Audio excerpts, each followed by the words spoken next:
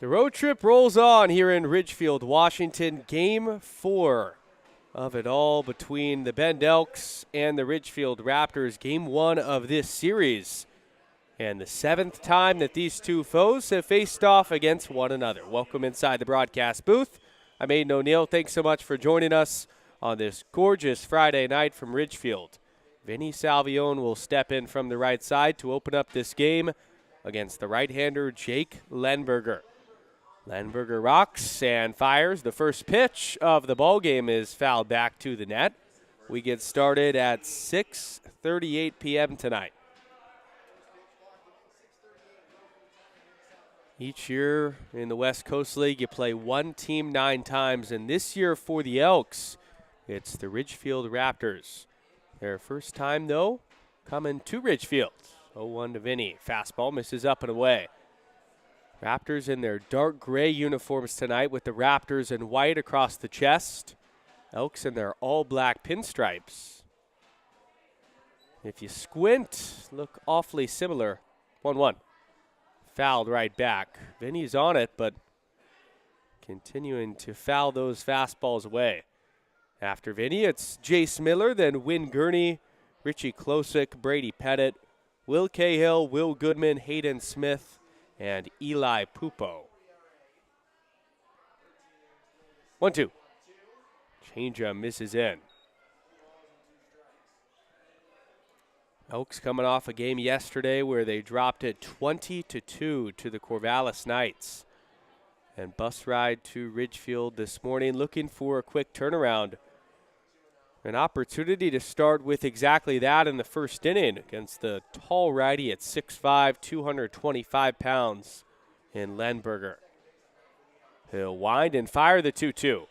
Salvione grounds one to Carson Luna, and his throw to first is in time to open up this game.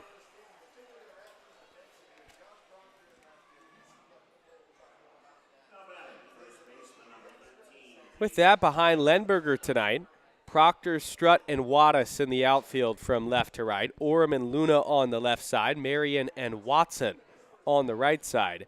And Jackson Weber, the ASU commit, in the squad. Lenberger on this season. Just 2 starts and 6 appearances, so make this start number 3. ERA just over 5. He works into Miller, and Jace pops it up, foul and out of play.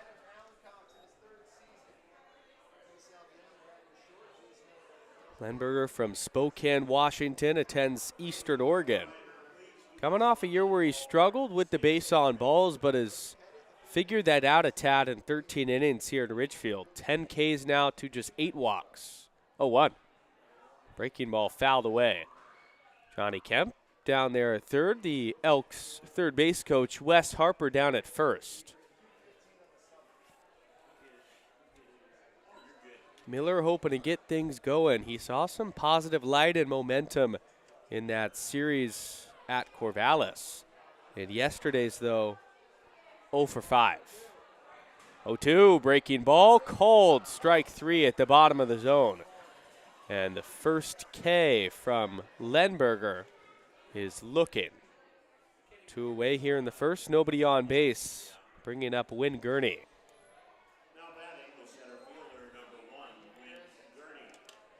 Home plate umpire tonight is Jim Courtney, and Lance Kreck is on the bases. Our first look at this crew this year. Lenberger fires a breaking ball that's called a strike at the knees of Wynn.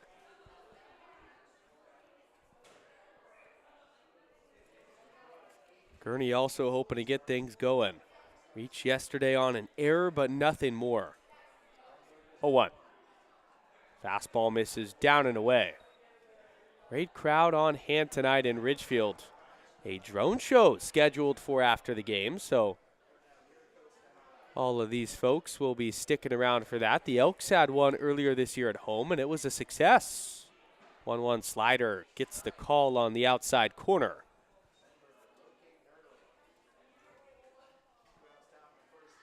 Jake Lenberger filling up that zone and putting pressure on the Elks. 1-2, 2 outs, nobody on base.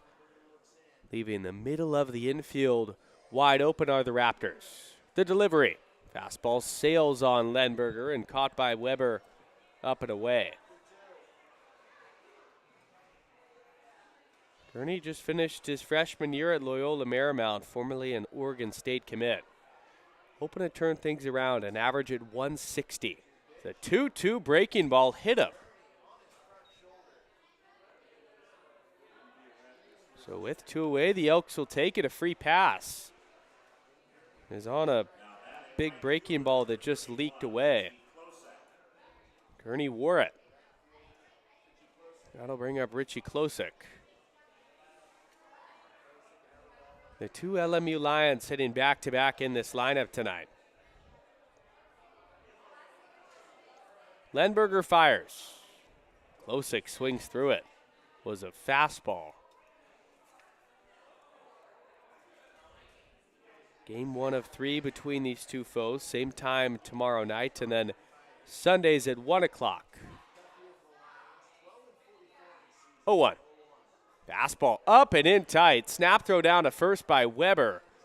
Not in time. There was Watson over there at first looking to apply the tag. Braden Watson, their first baseman tonight, a lot of reps at catcher, was getting some extra work at the corner infield spot before the game. 1-1 from Klosik, grounded to the left side, fielded by Orem on the run. And his throw to first will end the inning. 2 out hit by pitch to win Gurney, but nothing more to the bottom of the first. Raptors coming up when we come back on Bend Elks YouTube.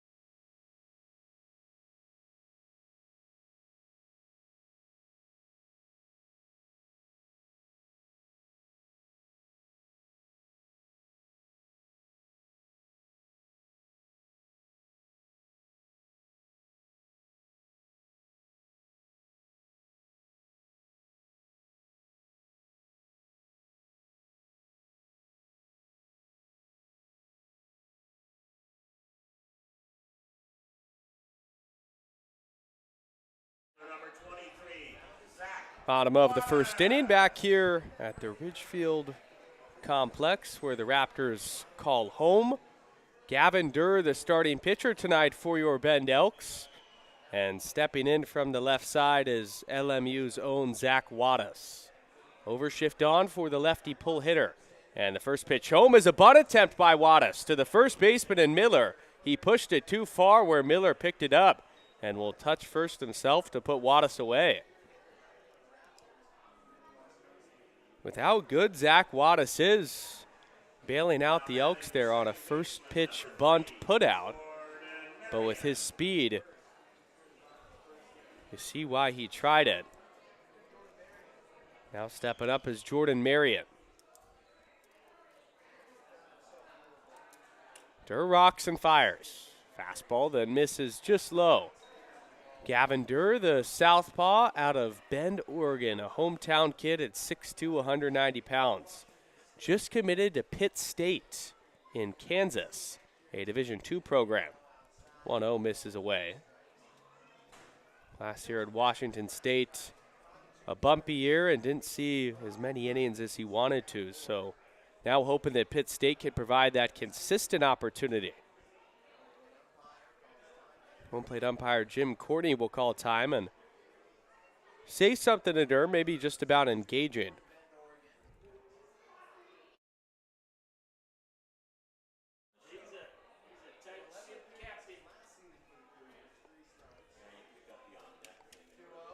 Two-0. Fastball misses away. After Jordan Marion, it's Carson Luna, Josh Proctor, Braden Watson, then Braden Orem, Isaiah Hearn, Jackson Weber, Ben Strutt. Righty-heavy lineup. 3-0. Durr's fastball gets the outside corner. Raptors team that won the first half of the West Coast League and for the majority of this season has had a playoff spot locked up. 3-1. Fastball misses up and away. Durr thought he had a strike.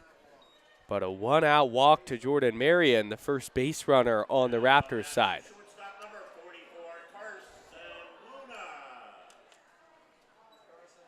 Now stepping in will be Carson Luna, Michigan shortstop from the right side. A week ago, these two teams faced off. We had the West Coast League Game of the Week at Vince Scanna Stadium last Friday night. As Durr delivers a heater that misses low. Elks won that game in walk-off fashion, 2-1. But also they're coming off their last game against the Raptors. That was historic. His time is now called again from Jim Courtney, and he's going to walk out and talk to Gavin Durr and call a pitch clock violation. Rarely this season have we seen an umpire set the standard so early in a count. 2-0. Swung on and missed. Luna was early on it to tell a pitcher that, hey, what you're doing right now, not right. Courtney having a problem with how Gavin Durr is engaging with the batter at hand. 2-1 fastball grounded right back up the middle. Salvione tries to get it on a slide, but it kicks off his glove into shallow center.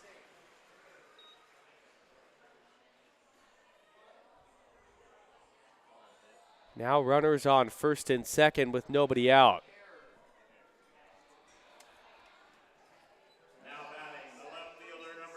They're going to give Salvione an error.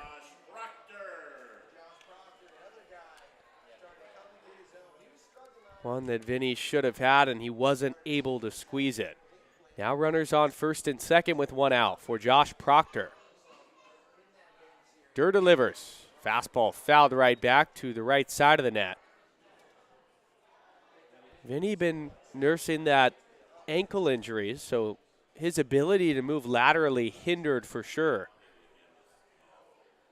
If you were to ask him, he would have said he should have made that play, no doubt. Proctor's been good out of Oregon State. Just 6 games with the Ridgefield Raptors, an average over 300. Durr's 0-1. Misses low, stopped by Hayden Smith. The defense behind Gavin Durr tonight, Eli Pupo, Win Gurdy, and Richie Klosik in the outfield from left to right. Pettit and Goodman on the left side, Salvione and Miller on the right side. Hayden Smith catch it. Ground ball gets the Elks out of this. 1-1. Swung on and missed. Proctor was late. Gavin Durr also threw in the game last Friday where the Elks ended up winning it. Score of 7-6. He went 5 2/3 and gave up just 2 runs. 4 strikeouts to 2 walks. Long look at 2 at Braden Watson. The 1-2. Fastball's chopped to Will Goodman at short. He'll field there. His only play is to first. And he gets Josh Proctor, who runs well. Both runners will move up a base. Jordan Marion to third and Carson Luna to second. On the fielder's choice, it gives Braden Watson. I misspoke a moment ago. Now Braden Watson up.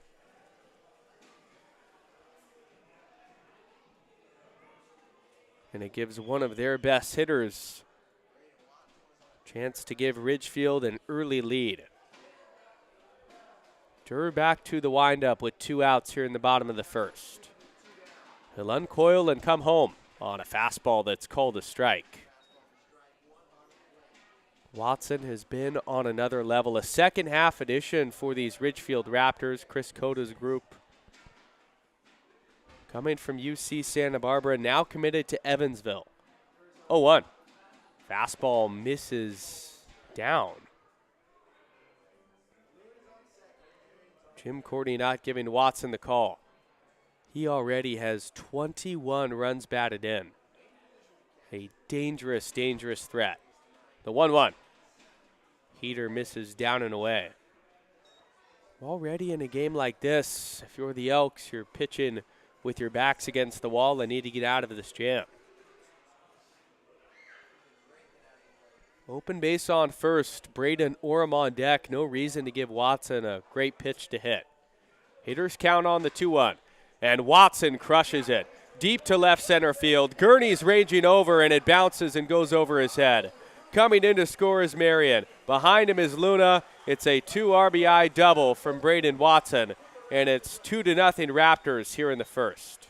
And that's the first contribution of the night to the Clark County Food Bank from Safeway and Albertsons Nourishing Neighbors Program. Thank you to Safeway and Albertsons, and thank you. Right after echoing that you have the open base at first with Braden Watson up. Elks still decide to challenge him, and he was ready to go. More runs batted in for one of the best hitters in the league. Now 23 on the summer. And stepping up is Braden Orem. The former Bend Elk, just a year ago. Now an everyday part of the Raptors. Durr's pitch, a fastball that misses down and away. Orem coming from MSU Denver. From Lacey, Washington, and in 6 games batting .300 even. 1-0. Sails on Durr and misses high. Oaks feel confident about Gavin Durr tonight. He has been arguably their most consistent starting pitcher that is still on the roster. Have lost a lot of guys in the last couple of weeks, making it tough sledded. Durr delivers the 2-0, and Orem fouls it back to the net.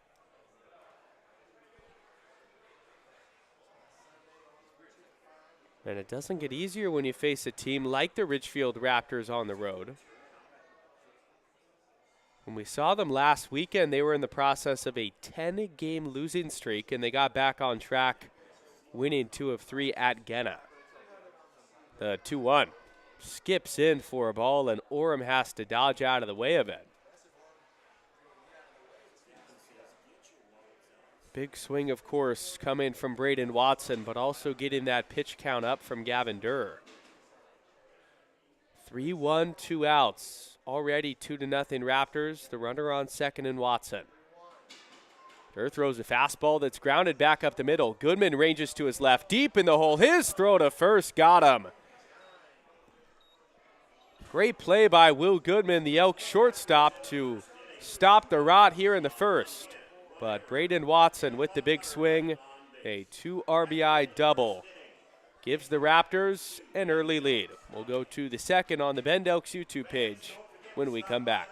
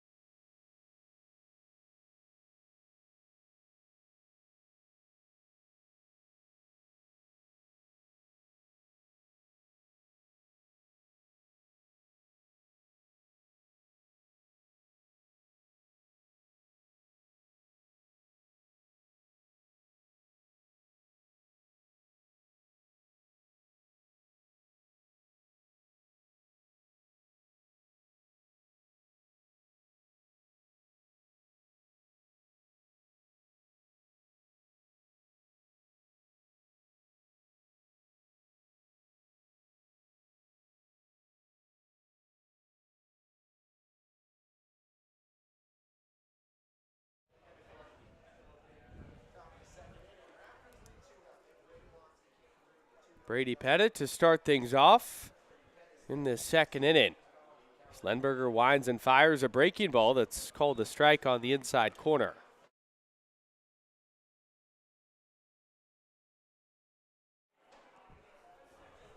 Pettit, Cahill, and Goodman due up, looking to answer the initial punch from the Raptors.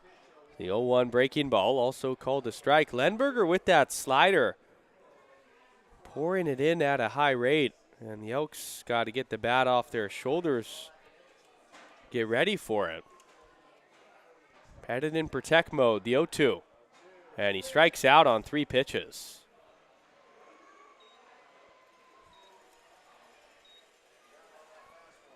Thus far for Drake Lenberger, he is just throwing strikes at a high rate, and the Elks have been unable to catch up with it. Now Will Cahill will bat. Lenberger uncoils and comes home on a fastball that misses high. Elks yesterday, even in a game where they lost by 18 runs, they ultimately struck first, and that was a common theme in the series at Ridgefield. 1-0 breaking ball misses down and in. But the lack of consistency is what the Elks will be looking to change. Entering tonight, 10 games below 500. 2-0 foul tipped into the catcher's mitt. And in sole possession currently of the last spot in the West Coast League South, which is something that head coach Alan Cox has not been used to in his tenure in Bend. 2-1 skips into Cahill, and it plunked him. The lone 2 base runners of the game for the Elks have come via hit by pitch. This time one that's easy to wear for Will Cahill, as it just bounced off the leg, and Elks now get some speed on first base. Time is called by Jim Courtney. Man, he's had a problem so far with both sides and the pitchers, the way they've operated. Another quick time, and we're back in play now. Lenberger fires to Goodman, who swings out of his shoes and almost topples over on a slider that was over the middle of the plate. He tried to tie this game. Goodman also seeking to get the bat going. Has been a tough go of things. 0-1 slider misses away. Leading the Elks at the moment at strikeouts at the dish with 27. 222 average with 10 runs batted in. 1-1 to Goody, misses outside. Snap throw down to first. And Cahill just got back. Tag not applied in time by Braden Watson. 1-2 to Goodman, who made that outstanding play to end the first inning. The elite shortstop with the glove. 1-2 heater misses up by minuscule of margins.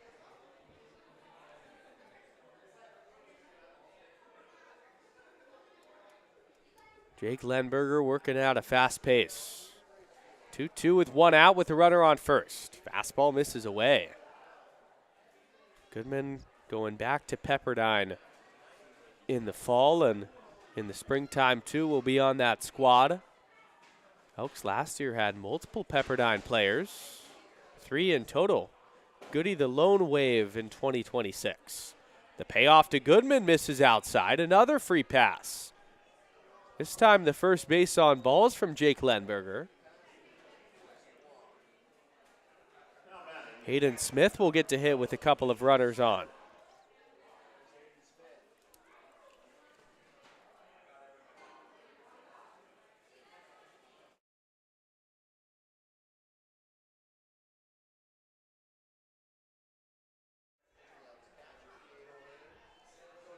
Smith started to get things going against Corvallis Knights at Goss Stadium. And he'll take a fastball that misses low from Lenberger. Was in there last on Wednesday night in the Elks' 14-9 win over Corvallis. that was a game where everything was finally starting to click. And then yesterday, back to the same old ways. 1-0 to Smith, misses away on a fastball. Smith has been a constant, though, at least recently. In that Wednesday night game, reached base in 4 plate appearances with a couple of hits and a couple of RBI. Hitters count on the 2-0. The slider misses away. And Lenberger's got to come in. Eli Pupo waiting on deck. Immediate chance for the Elks to answer directly back. Cahill on second, Goodman on first. 3-0 with 1 out. Fastball just gets the belt.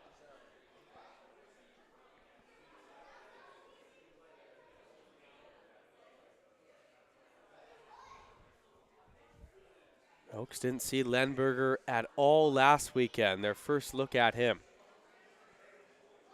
Smith standing in from the right side. The 3-1 is grounded. Back up the middle, could be 2. Luna grabs it, he touches second, he throws to first. A double play to end the inning.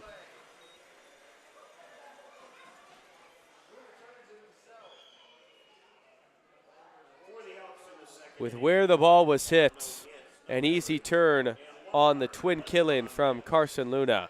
We'll go to the bottom of the second. The Elks leave a pair on base here on Bend Elks YouTube.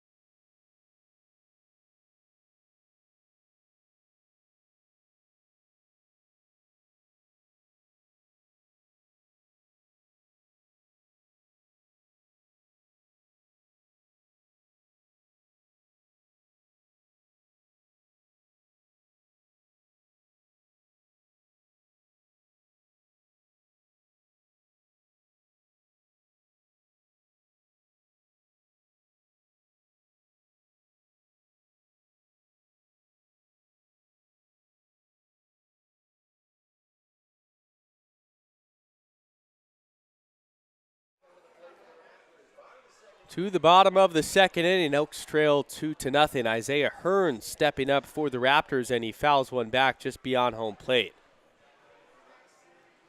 Hearn, Weber, and Strutt, bottom of this Raptors order. Gavin Durr had to pitch through an error in the first and then gave up the 2-out double to Braden Watson. Had an open base, he challenged him. Now looking for better days ahead with a clean inning, but on the 0-1, a fastball runs up and in, and it hits Hearn on the numbers.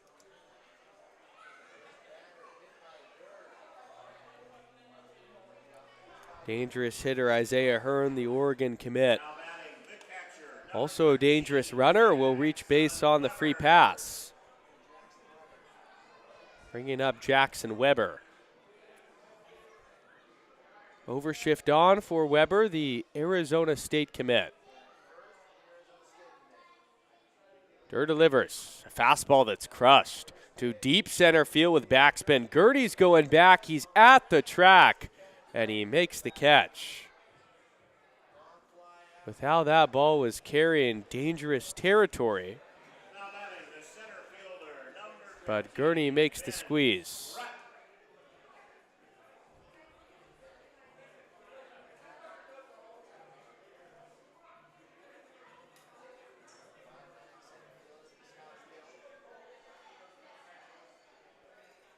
From the naked eye, it looks like Win Gurney and Eli Pupo may have changed in the outfield as Durr's fastball is called a strike. To throw down a second, not in time as Hearn was stealing, and he swipes it.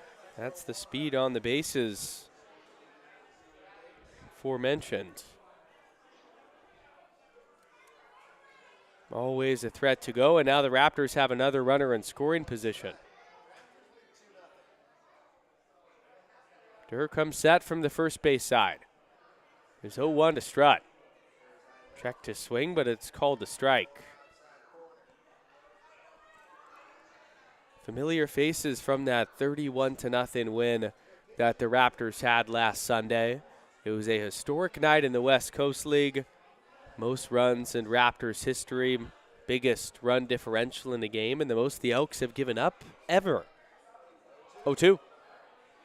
Fastball misses low. For Hearn on that stolen base, that's number 6 on the year. Almost certainly with the base hit, he would come in to score. But the Elks hoping that in the first game since that travesty, they can bounce back with one of their guys on the mound. 1-2 curveball, check swing, misses down and in, appeal down to Lance Kreck. He did not go.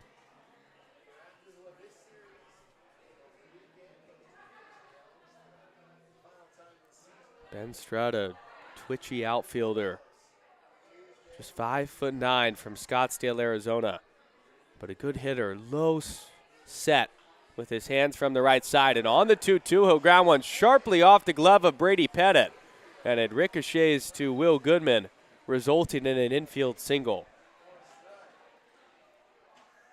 Pettit attempted to stop it on the dive, but after it hit off his glove, there was no chance after that.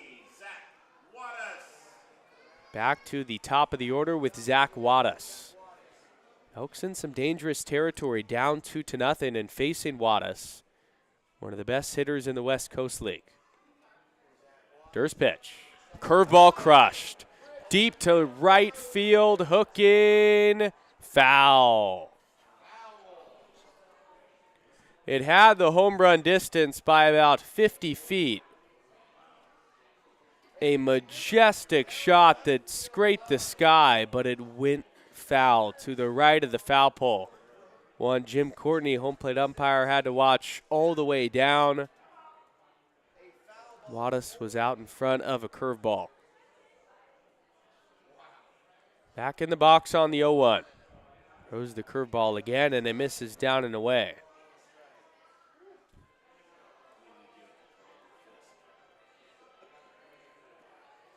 In left and center field after the first inning. Bases loaded on the hit from Wattis.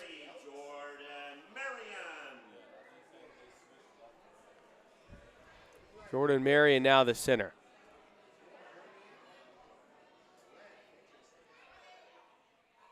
As time is now called, Wes Harper will go and check with Gavin Durr and look to calm him down.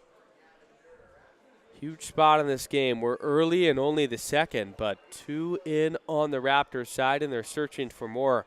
While we have a moment, let's take a look at the West Coast League scoreboard tonight so far. Friday depart, now Jordan Marion up, and on the first pitch to him, it's lined to Miller, who grabs it on the dive at first. He touches the base, but no other play and no other throw. Gets the force out, and just never threw it. Fastball to Carson Luna, misses up and away. But a phenomenal job by Jace Miller just stopping that. He had to lunge to his side to the left near the base. Grabbed it, touched the bag, and then threw home. 1-0 from Durr. Fastball swung on and missed. Luna was late.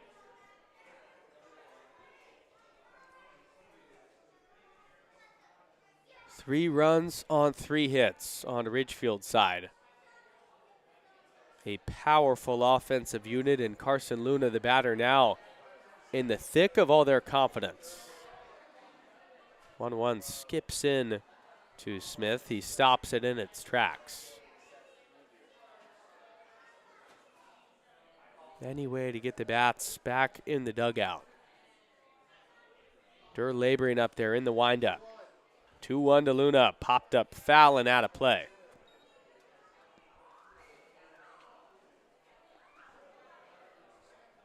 Would guess that pitch count creeping up in the 50s.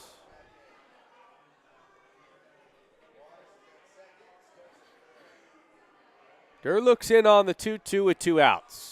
And he got him swinging down and in. Cleaned up by Smith on the drop third strike. His throw to first in time. And will end the inning. But the Ridgefield Raptors get one more run in. It could have been a whole lot worse. Could have been a crooked number. The Elks, although the opposition had the bases loaded with 1 out, they only score 1 run. Still, Raptors doing their thing. We'll go to the third. Elks playing catch-up early here in Ridgefield.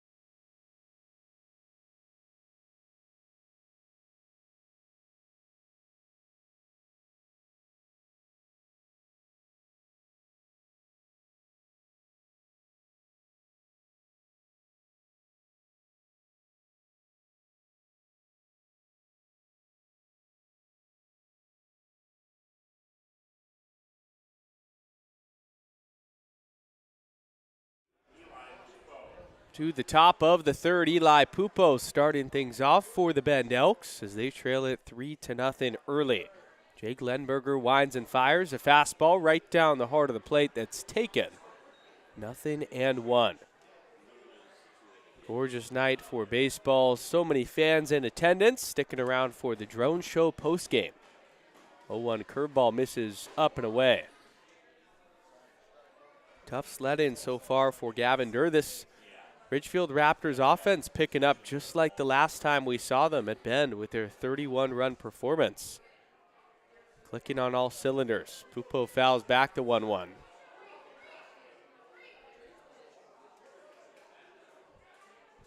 Powerful group that were winners of the first half, and because of that will host a playoff series right here in the same building. Not a team you want to mess with. 1-2 curveball. Flipped into shallow left field. It dunks in for a base hit. Ranging over is the left fielder and Proctor, and it kicks off his glove, allowing for Eli Pupo to move up to second.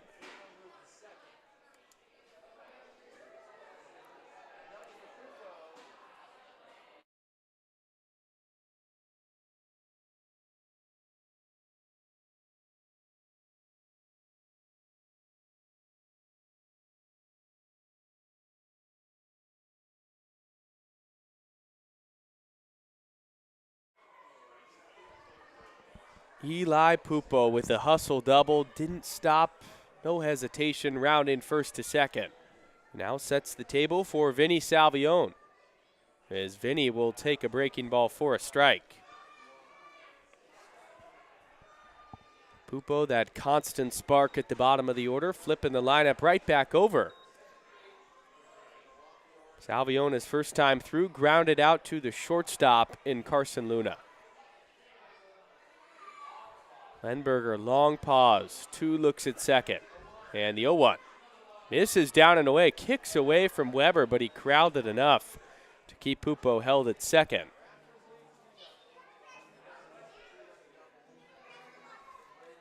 Vinny last night 0 for 3 at the dish, did reach on a walk. Long-time Bend Elk in year 3 with the team.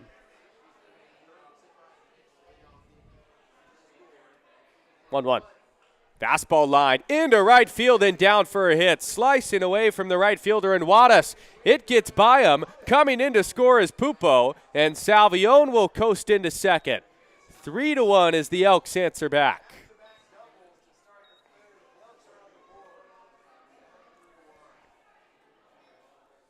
Salvione just let the pitch get deep. And ripped it into right. An outstanding piece of hitting, and it turns the page to his best buddy in Jace Miller.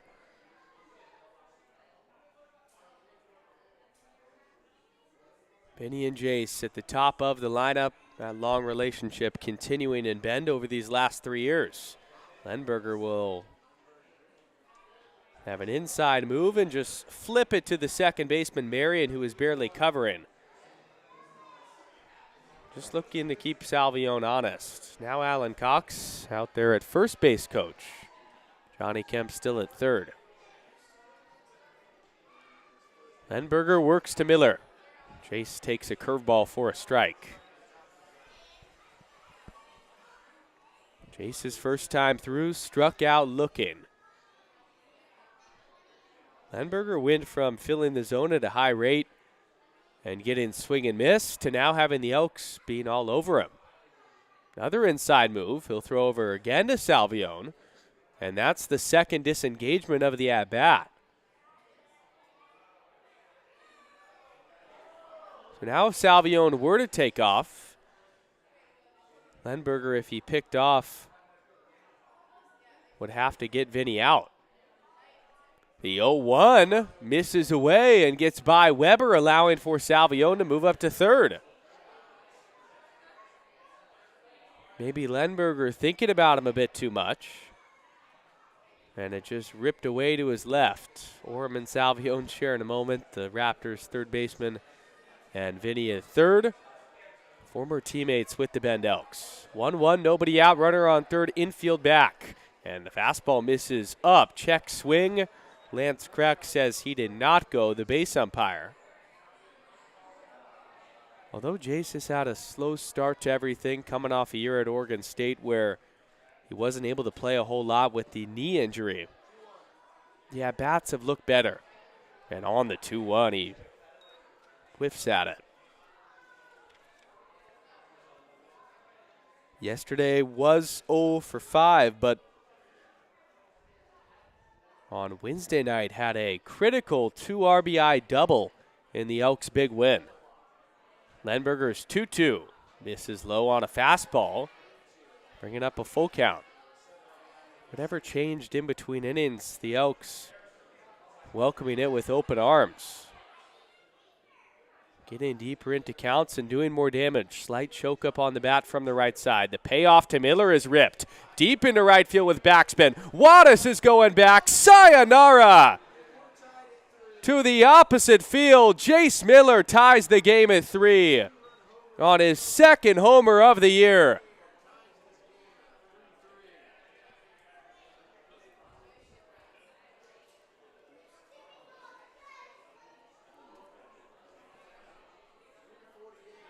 Jace Miller.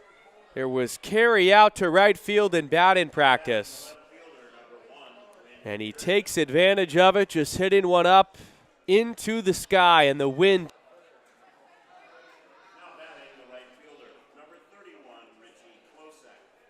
Looking back to that home run from Jace. Just put the ball up into the air, and then the rest was history. He's starting to swing a hot bat. Lenberger works to Klosik on a slider. It's called a long-time friendship, but now balling out at the top of the order. Long-time friendship, but now balling out at the top of the order.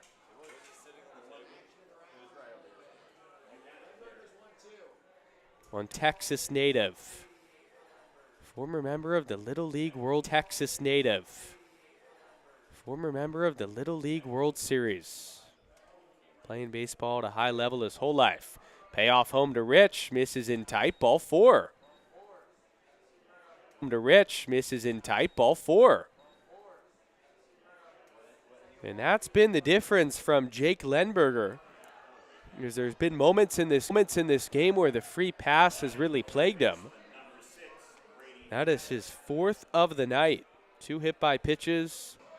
3-3 the score in the top of the 3rd inning. All 3 runs from the Elks coming in this frame.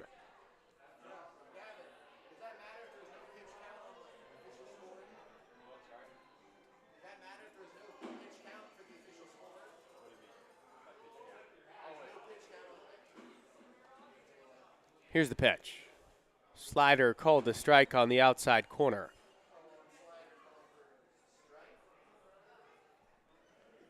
Season series tied 3-3 between these two foes. And now in Game 7, ultra competitive is Pettit on. Looking up at that scoreboard thinking it should have been a knock.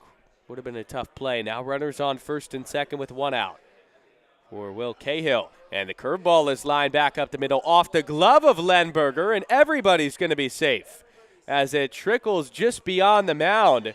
Base is now loaded with 1 out. And the Elks here in the 3rd doing severe damage. Now batting, shortstop number 4, Will Goodman. Make that 5 hits in this inning alone, and Goody gets to hit with them loaded. Lenberger sets and delivers. Fastball misses away at 86.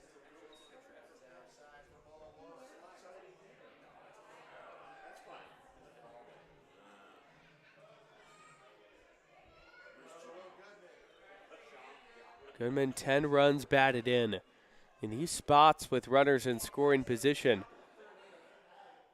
has been good. Walked in his first at bat. 1-0.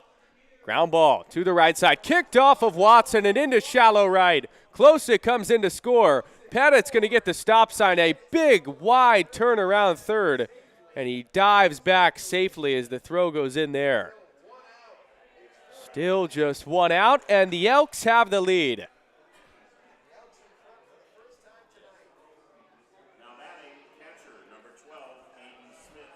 One of the best innings this year for Ben's offense coming to life here in the 3rd inning.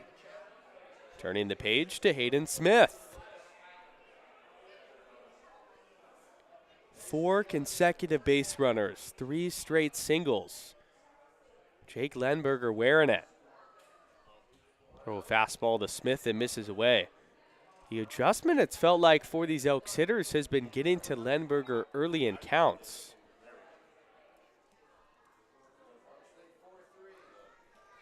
Mayer jumping all over him. Pounding the zone at the beginning of at-bats. And on the 1-0 to Smith, he'll dunk one into shallow center. It's down for a base hit. Pettit comes in to score. Everybody moves up a base once more. 5-3. Is everything working now for the Elks? Even the blue pit off the bat of Hayden Smith at just 69 miles per hour. Hitting the outfield turf. And Chris Cota has seen enough. One of the better innings of the year from the Bend Elks. 5 runs and still just 1 out with the bases loaded. We'll step aside as the new arm is coming in when we come back.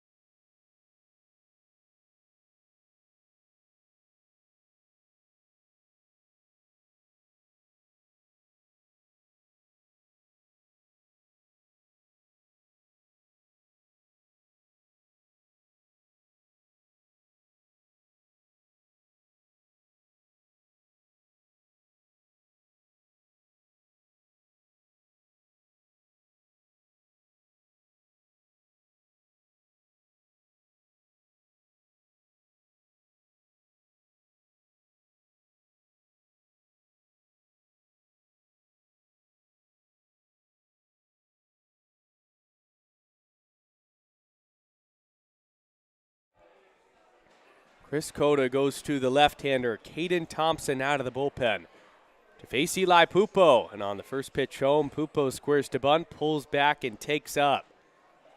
5 runs in this third inning from the Bend Elks. 5-3 the score. And they are just finding themselves and then some. 1-0 to Pupo. Chases high and swings through it. You never can have too much, though, and Pupo got this thing going to begin the frame with a double he flicked down the left field line. 10th batter of the inning. The 1-1 fouled away. Thompson, a crafty lefty that the Elks saw in the last series at Vince Scana Stadium. 1-2. Curveball called, strike 3 on the outside corner. Jim Courtney didn't know the count, but then ultimately rings him up. A pitch that was off the plate. Generous call from tonight's home plate umpire. And the third strikeout.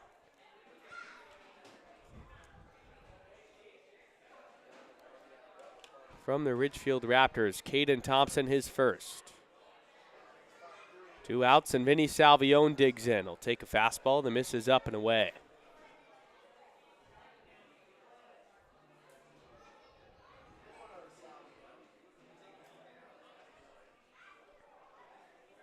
One 0. Curveball in there for a strike. This has been the Elks' offensive inning. But you still look out there if you're Vinny Salvione with the bases loaded and you want more. Vinny had an RBI double his last time, and on the 1-1, flip one into shallow left field, but it's foul for unfortunate from Vinny. So close to massaging it inside the foul line. On a ball that wasn't hit hard at all, but that's been the Elks' name of the game, just putting the ball in play. 74 miles per hour that was off the bat.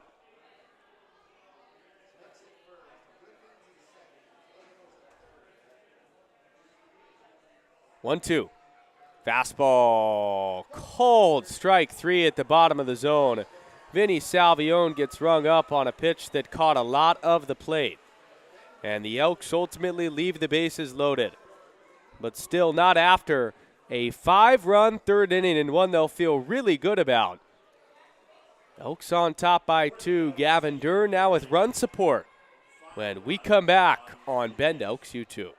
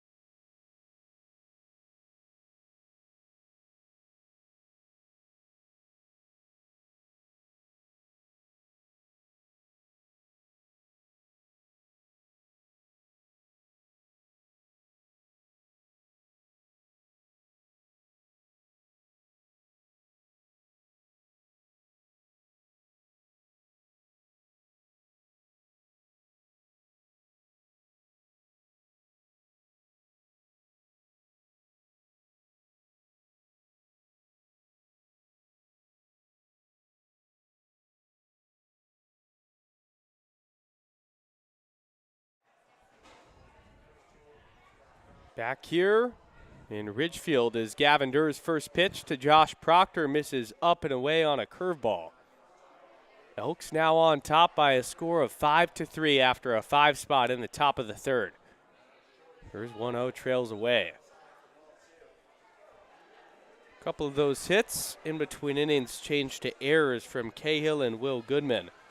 Now the Elks stand with 5 runs on 5 hits. 2-0 from Durr, fouled away from Josh Proctor. But especially after the nightmares of yesterday's 12-run 4th inning from the Corvallis Knights, to have similar offensive output and just a single frame on the Elks side, you feel really good about that. 2-1. Curveball foul back.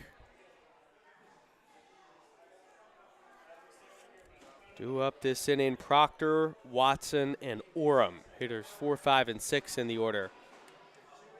Proctor grounded out to the shortstop and Will Goodman his first time. You hope now that Gavin Durr, with this newfound lead and some momentum, can pitch more freely. 2-2. Popped up. Shallow right field and foul territory, close at giving chase. And it goes just over the fencing, where Klosik didn't have a chance at it. Interesting, they made that simple change in the outfield with Gurney and Pupo switching so quick. But overall, a good defensive outfield, solid arms across the board. And especially from Gurney and Pupo, a lot of speed. Tough customer that Durr's got to face. Proctor's been good. 2-2 once more. Fastball misses away. Full count. Coming from Oregon State, was a Corvallis Knight in the West Coast League last summer. And all these Beavers wired a little differently. Payoff. Curveball roped foul. Watch out down there near the Raptors dugout. Lynn still ripping hard from left to right. Saw every bit of that carry on Jace Miller's home run in that third inning.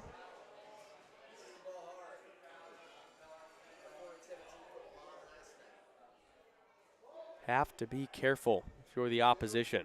Payoff home to Proctor. Fastball misses away by just a bit. Second walk of the night from Gavin Durr. And that's the second consecutive inning that a Raptor has reached on a free pass. First baseman number 30, Braden Watson.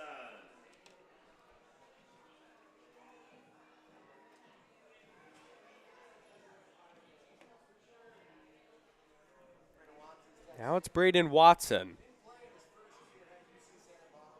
Watson had the big swing for the Ridgefield Raptors, giving them 2 of their 3 runs. Came up in the first inning, couple of runners on base, laced a 2 RBI double into left. Durr with a deep breath in the pitch. Fastball fouled back off the net. But an ultra talented hitter that the Elks learned to be careful of at their series at Vince Scanna Stadium last weekend. He has come on the scene and extremely strong. One of the better hitters in the entire league. 0-1 fastball. Nabs the bottom of the zone just above the knees. At the middle of it. And Durr ahead of Watson, 0-2. Time now called from Jim Courtney, who will walk out and tell Gavin Durr that it's another pitch clock violation if we're not engaging. And I'm unclear as to why. That was well early in the count where Jim Courtney called it, but he's been a stickler all night tonight. And making sure that Durr stays with it. 1-2, stealing on the pitch is Proctor. It's swung on and missed for strike 3. No throw down to second, though, as Josh Proctor steals it. Hayden Smith just put it in his back pocket when he saw that that was going to be the case.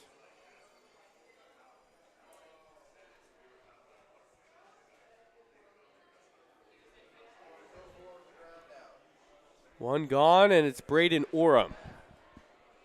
Third delivers. Curveball misses away. Just the second K so far from Gavin Durr. Has been pitching to contact more than we usually see out of the lefty. 1-0, 1 out, runner on second. Elks up 5-3. Orem will take a fastball that misses in. Braden Orem from MSU Denver, a spot that former Bend Elk Easton Amundsen also used to attend. As ultra athletic of a player as you'll see in Orem. Super utility. 2-0, he'll ground it back up the middle to Vinny Salvione, who's playing near the base. He'll pick it up and throw to first for the second out. Moving up on the play, Josh Proctor to third. With 2 outs, it's Isaiah Hearn.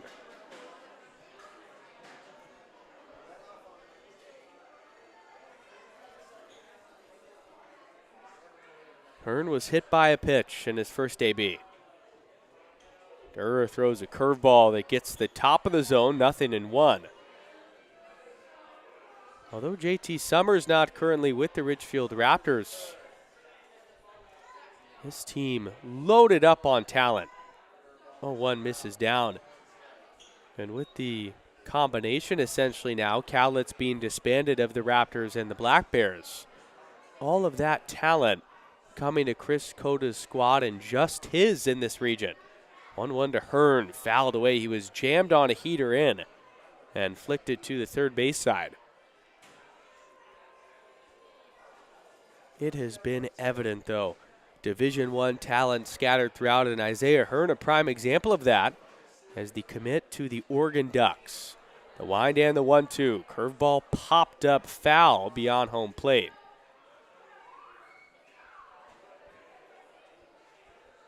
Both of these pitchers, Lenberger, of course, out of the game now, but Gavin Durr and the Raptors' former starter rolling along in their own rhythm. A 1-2 to Hearns, a curveball that misses low. Durr thought he may have had strike 3, but didn't get the 50-50 call. Looked like it was right there in the zone. That's a tough break. The 2-2 with 2 outs. Fastball misses up by a half a ball, and it's a full count. Bringing up a big pitch. Jackson Weber on deck. 3-2, 2 outs, 5-3 Elks in the bottom of the third. Another run 90 feet away. The payoff to Hearn is hit well. Deep to center field. Has some backspin, but Pupo has the catch. Still in the park. And Gavin Durr gets out of the third without allowing a run. Hearn gave it a drive. You had to hold your breath. But ultimately, that lead staying right where it is with the Elks up by 2.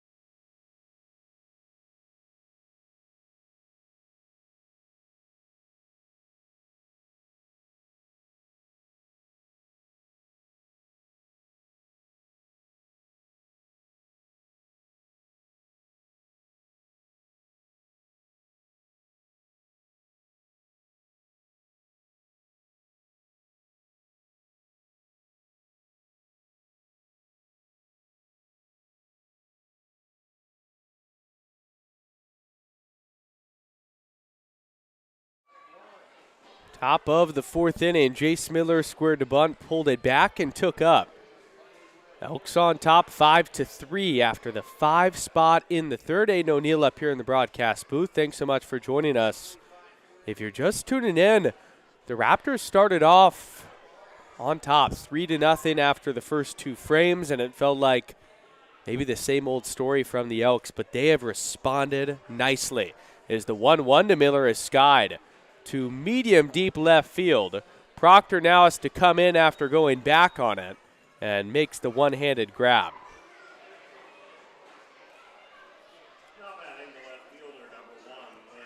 Still going, Caden Thompson, the left-handed pitcher. And coming up to the plate is Wynn Gurney. Gurney 0 for 1, reached on a hit by pitch and grounded out his last time. Thompson's curveball misses up and away. And man, just a lefty paradise. If the Elks just had more lefties, you would have seen it loaded up in this lineup, just 2 in total. So 1-0 misses away, but just taking a peek at the flagpole down the left field line, that wind is not slowed up at all. If you're a right-handed batter and you just put it into the sky to right, similar thing will happen to what happened to Jace Miller's that just kept going out of the ballpark. Gurney swings through the 2-0. Thompson rocks, comes set, and fires a curveball that's grounded to Braden Oram beyond third base. His throw to first, 2 away. Clean start from Caden Thompson coming off an inning where the Elks sent 11 batters to the plate.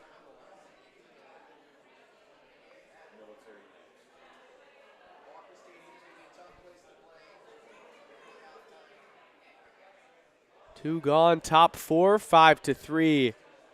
Elks on top. They're shading Richie Klosick to the pull side. Richie, who's 0 for 1. Fastball cold to strike on the outside corner.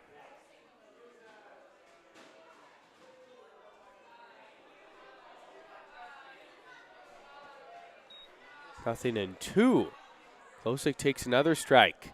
And Thompson, remembering this from the last time the Elks played the Raptors last weekend, he works awfully quick. 0-2 curveball got Klosick swinging.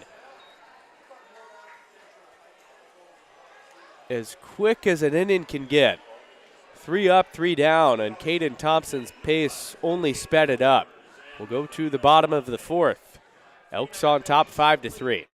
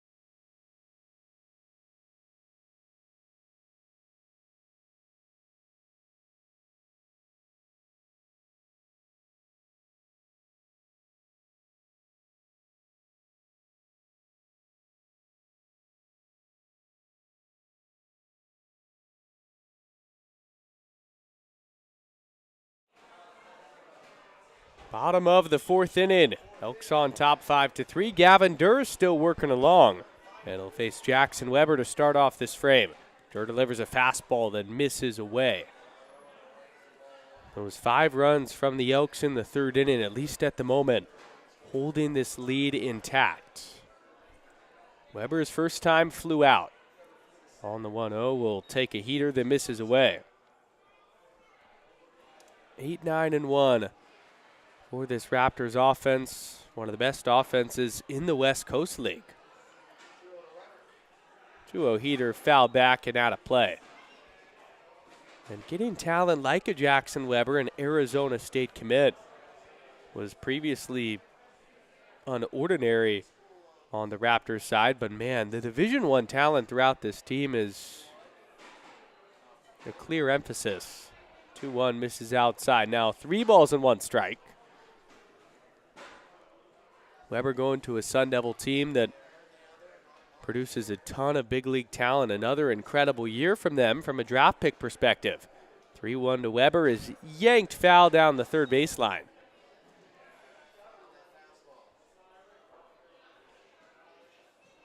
But you never know with that team how the playing time will look. Tough at any Power 4 level for a young incoming freshman to immediately scratch the surface.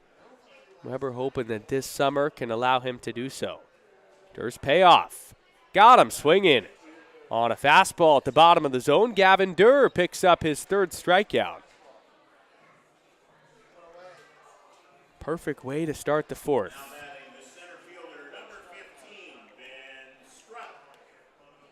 When Gavin Durr's at his best, too, he's working fast, he's pounding the strike zone.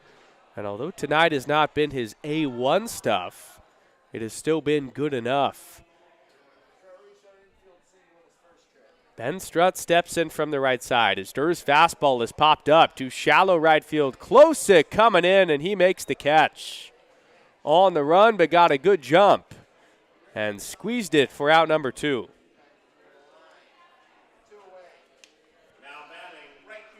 Richie has a little bit of underrated speed. He can cover some ground out there and right. And this time on just a dead sprint, working to the left near the line, makes it look easy.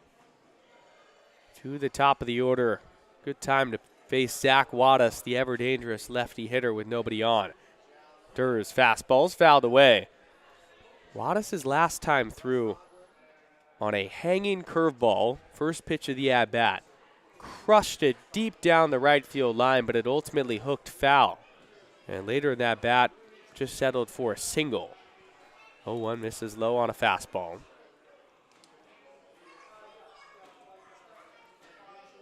But Wattis with a year at LMU where didn't play a whole lot. This summer he's showing why he's one of the better players in the entire league. 1-1 misses low. He was in the Northwoods League the last 2 summers, and the numbers just weren't there. In lacrosse in 2025, just hit over 150. 2-1 is fouled away from Wattis to the right side as Miller gave it a sprint in foul territory.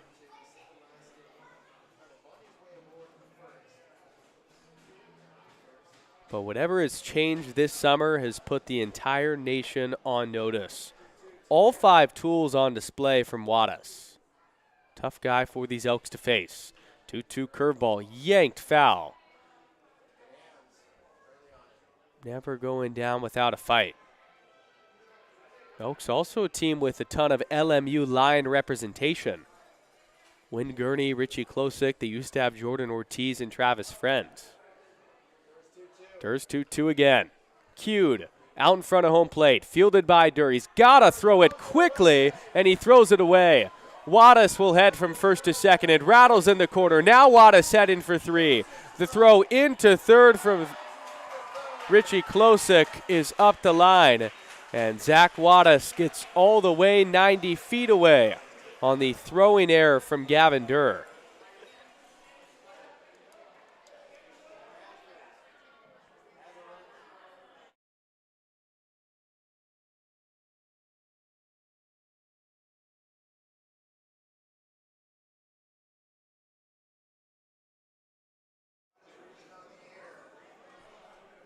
on that throwing error, not only does Zach Wattis reach, but he gets all the way to third.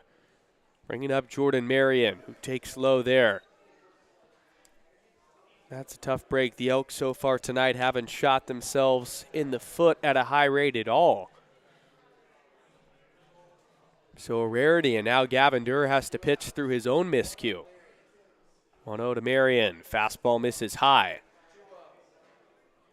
Zach Wattis blazes out of the box. And there showcased the speed. Marion his last time grounded out, but brought in a run with the bases loaded. In a hitter's count here. 2-0 with 2 outs. Marion pops it up, foul beyond home plate. And out of play off the netting.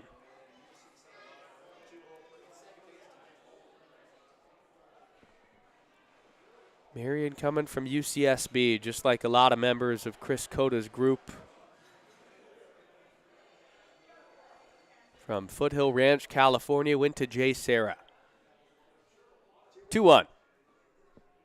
Misses down on the fastball. 3 balls and 1 strike.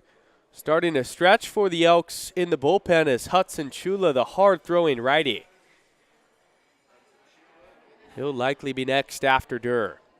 Hitters count to Marion, the 3-1. Line right at Goodman. It's short. He barely has to move and squeezes it for out number 3.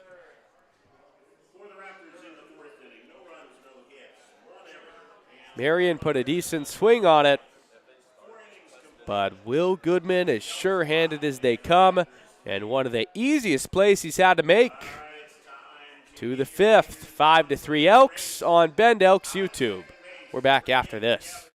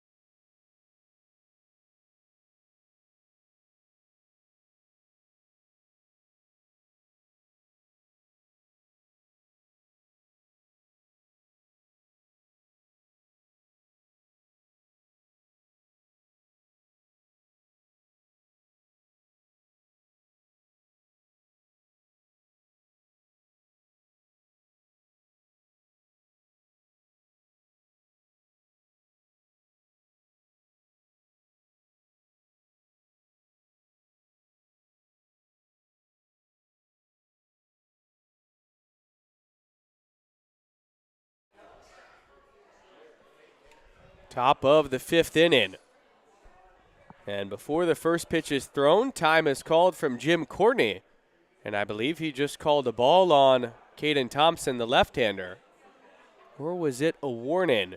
See if he holds up the sign. Regardless, Brady Pettit now stepping in from the right side. Thompson delivers to Pettit. And it's called a strike on the outside corner. 5-3 Elks, top 5. Pettit, Cahill, and Goodman this inning due up. Looking to add on to their lead. Brady swings through the heater on the outside corner. Jim Courtney, more than any home plate umpire we've seen this year, has been a stickler about the pitch clock. And on both sides has at least warned the pitchers. The fastball misses down and away. Now 1-2. Pettit singled his last time on a soft dribbler. The 1-2 curveball's blooped into shallow center. It gets down for a base hit. These Elks just continue to find outfield grass. Good luck from the baseball gods tonight. And another leadoff runner on base. Brady Pettit has been on another level. Another two-hit night. This one just 66 off the bat, so you know that you got everything working. Thompson's fastball misses up to Cahill.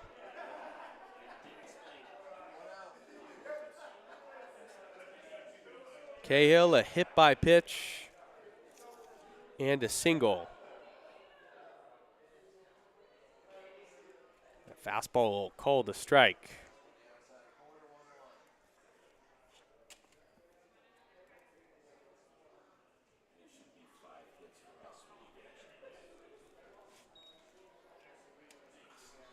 Curveball to Cahill is singled into right field and down for a hit. Pettit's going to move up to second. Will Cahill just keeps this line moving. The third time he has reached this one, 95 off the bat. Looking healthy. Setting the table for Will Goodman. Cahill's been nursing a leg injury over the last couple of weeks. Reason why tonight he's DHing to still let him get at bats. Looks completely good. Goodman will take a fastball in the inside corner for a strike. This is an opportunity if Alan Cox feels that Will Goodman is sure-handed enough to bunt where he could lay one down. 0-1. Misses down and in on the fastball. Hayden Smith waiting on deck, then Eli Pupo after him.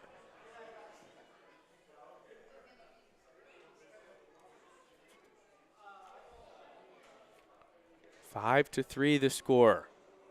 As Goodman will now square to bunt. The 1-1. He gets it down up the third base line. A good one. Orem coming in at third will field and throw to first to get Goodman. But a successful sac bunt. Moves both runners up into scoring position. And now a base hit would really blow this game open.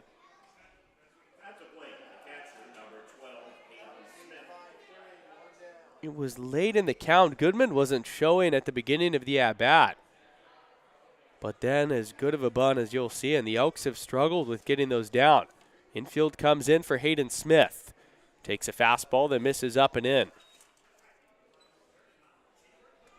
Smith 1 for 2, an RBI single that came in the third inning.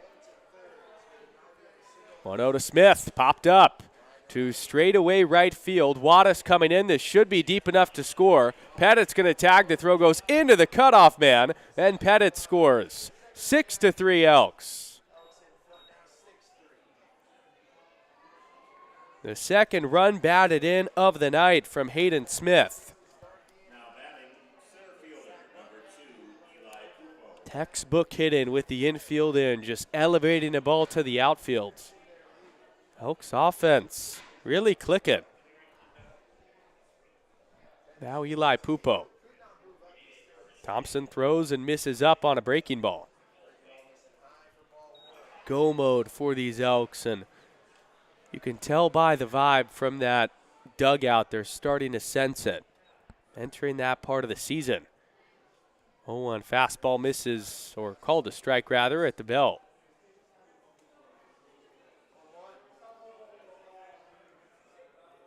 1-1 with one out to Pupo, who doubled to start off that big third inning.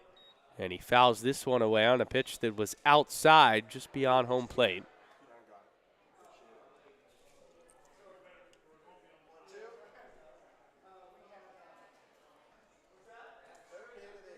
The bottom of this order, rolling.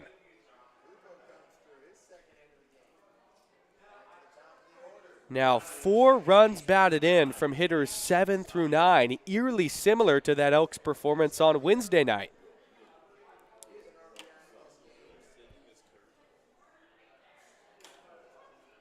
Now the top of the order, Vinny Salvione with 2 away. Pupo out at first. Thompson throws a curveball that's called a strike. The lone minor adjustment that the Elks made was putting Alan Cox as their first base coach. And he started doing that in the second inning, and since then the offense has taken off. Throw over to check on Pupo, who's back safely with a dive. A nifty move from Caden Thompson. Always hard to run the bases when you've got a lefty on the other side. 0-1. Called a strike at the knees. Not Thompson's first year in the West Coast League. Was with Walla Walla in 2023 and 2024. Comes set on the 0-2 and throws a curveball that's skied to right field. Wattis in his natural position will make the catch. And that'll end the inning, but not after 2 more runs from the Bend Elks in the 5th. And their offense, in particular, the bottom of this order, with 4 total runs batted in, doing their thing. To the bottom of the 5th, it's 7-3 Elks on the Bend Elks YouTube page.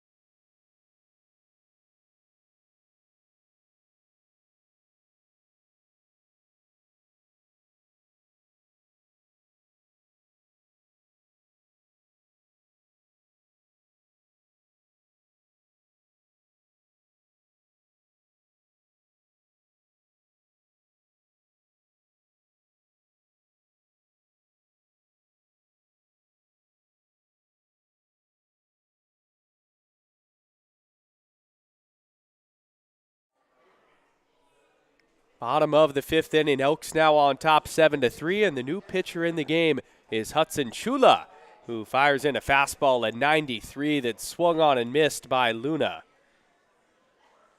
Luna, Proctor, and Watson going up against the hard-throwing righty standing at just 5'10".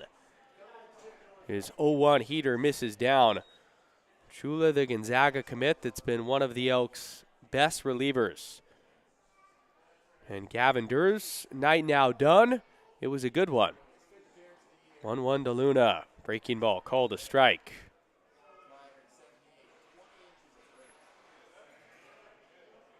Chula's got wicked stuff out of Las Vegas, Nevada from Bishop Gorman High School.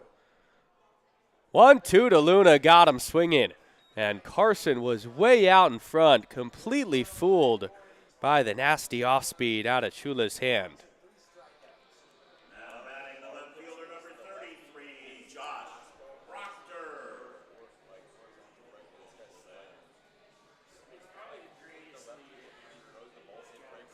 One away for Josh Proctor. Chula's worked in 5 innings, has not allowed a run.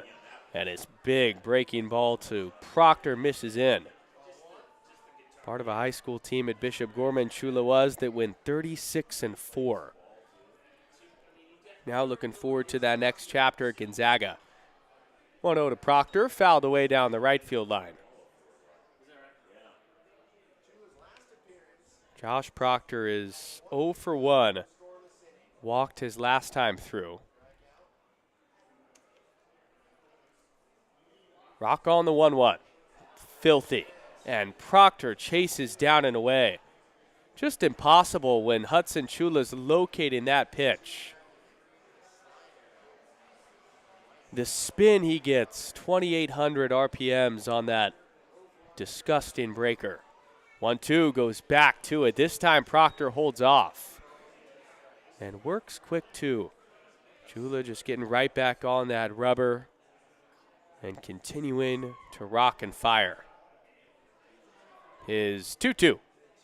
Fouled away off the catcher, and Smith takes a moment, appears to be all right.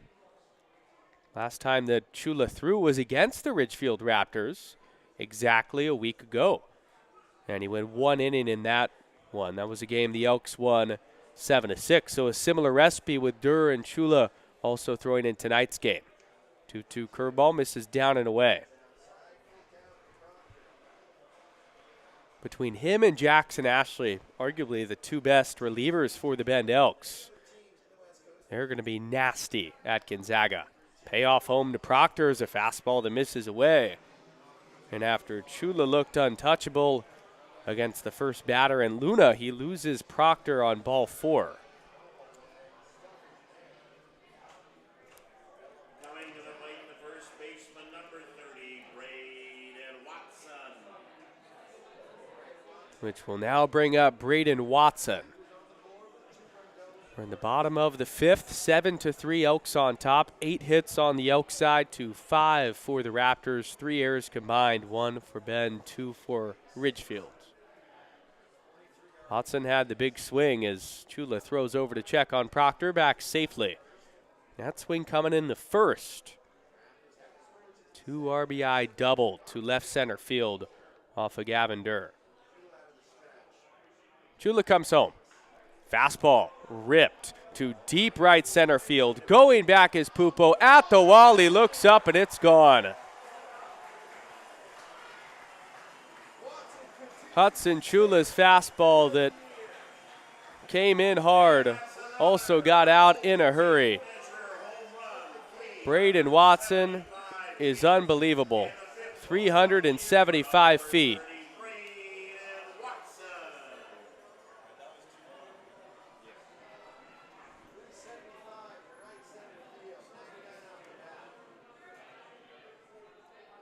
.99 off the bat. And as impressive of a swing as you'll see, textbook to right center field. Watson gave it a ride, and with that, Hayden Smith goes and has a quick chat with his pitcher in Hudson Chula.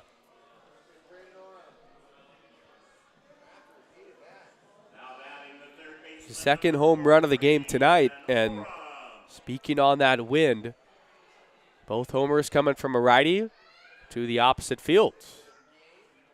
Chula's fastball thrown into Braden Orem and called a strike. With that big swing of the bat, this game immediately becomes a good one again. Now the Raptors just down by 2. 0-1 from Chula. Swung on and missed. Orem just fooled. Orem tonight 0 for 2 with a couple of groundouts.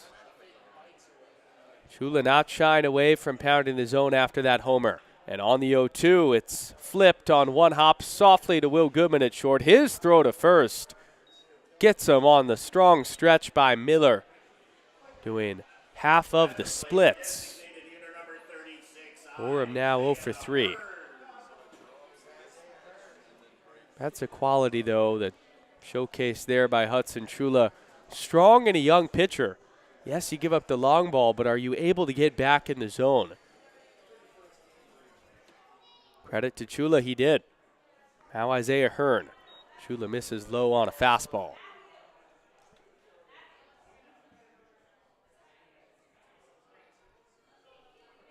Isaiah Hearn flew out to deep center field his last time.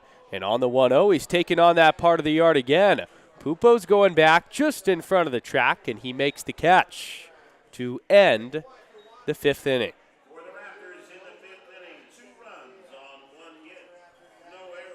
But 2 runs on the 2-run shot from Braden Watson, having himself a night. Now 4 total runs batted in. He has 4 of the 5 Raptor runs. The Braden Watson show, similar to last weekend.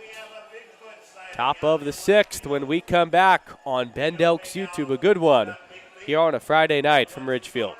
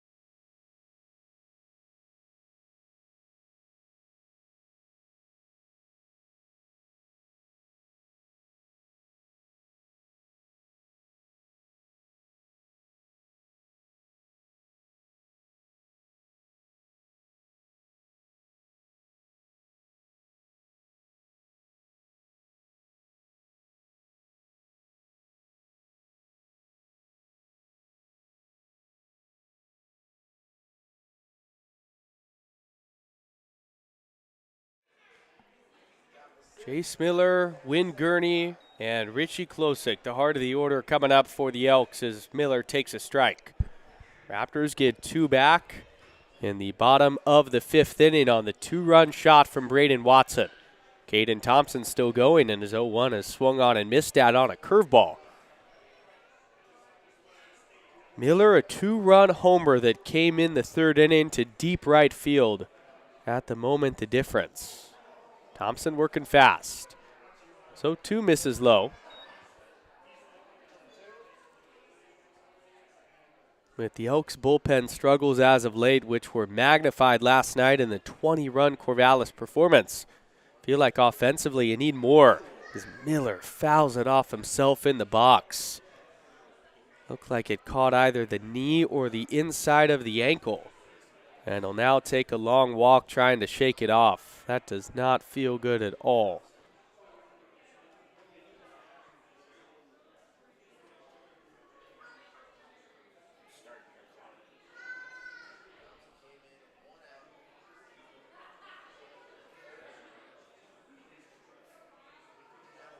Now step back in the box. Thompson looks in and comes set from the third base side. His curveball got Miller swinging. And Chase kicking himself because it was a pitch that caught a lot of the plate.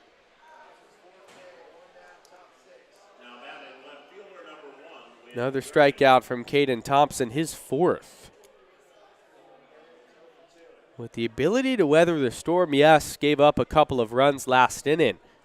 Giving these Raptors length does a lot for them for the rest of the series. Gurney takes a strike on the inner 3rd. Sunshine setting in the backdrop of this stadium on a gorgeous Friday night. Gurney fouls back the 0-1. Just the first chapter of this story being told. A lot of games still to go. It's been a good one, just like we saw last Friday night between these two foes. 0-2 curveball misses away. Thompson was walking off the rubber, and home plate umpire Jim Courtney did not oblige. The 1-2 got him swinging. climbed the ladder on Win Gurney. He chased out of the zone. Back-to-back strikeouts from the southpaw. There's 2 away in the 6th. You heard the bell, folks. That means everybody leaving the ballpark tonight will get a free Chalupa Supreme coupon from our Southwest Washington Taco Bell. Now batting right fielder number 31, Richie Klosek. 2 away, and it's Richie Klosek. Changeup misses up and away.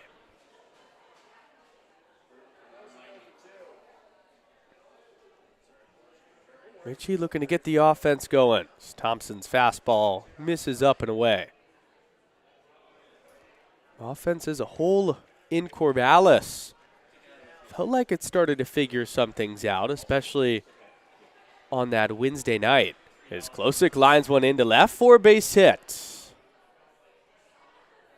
With 2 away, a base runner takes the turnaround first, and Richie's got his first knock of the night. Now batting third baseman number 6, Brady Pettit.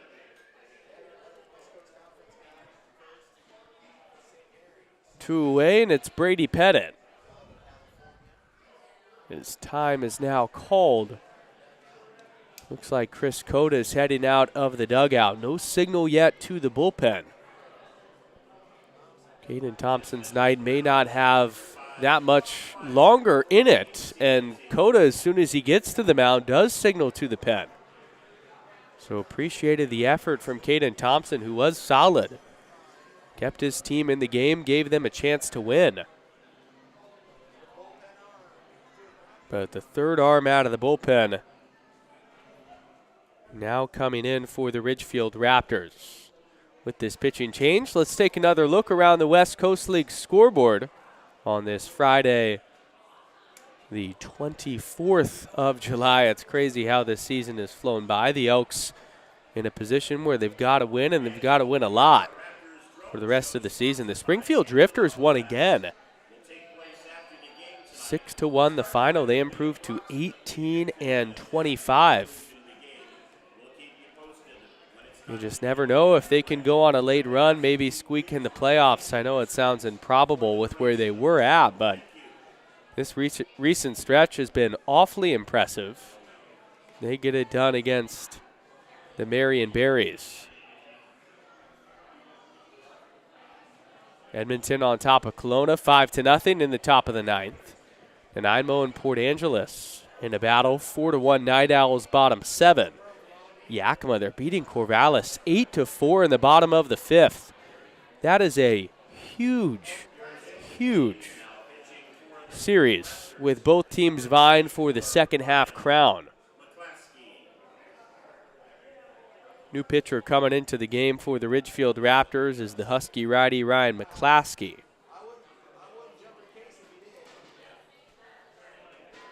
But just thinking about where those standings are at the moment, take a look at the second half entering tonight in the South. Yakima Valley Pippins are a couple of games back of Corvallis for the second half crown. But looking at the full season, Yakima 2 games back of a playoff spot beyond Portland. They're 3 games back of Corvallis, so essentially in control of their own destiny, playing the Corvallis Knights this week. Right now, Walla Walla on top. They would be the winner of the second half as well. A game and a half up in that category. And they have a big series this weekend themselves against the Portland Pickles. That game now 3-0 Portland in the bottom of the 3rd. We're ready to go. Brady Pettit steps up and takes a strike on the outside corner. Kamloops beating Victoria 5-1 top 7. And Wenatchee on top of Bellingham 8-5 in the bottom of the 6th. McClaskey's 0-1. Swung on and missed. Out in front of it was Pettit chasing outside as well. McClaskey, an old reliable reliever.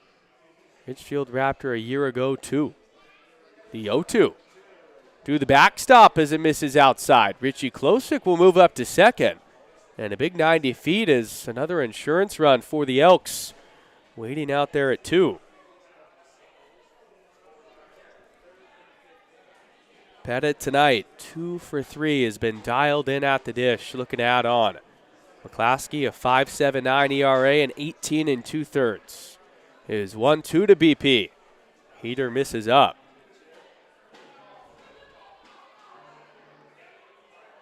"21 Ks to 14 walks, so McClaskey will fill up the zone. Elks have to be ready.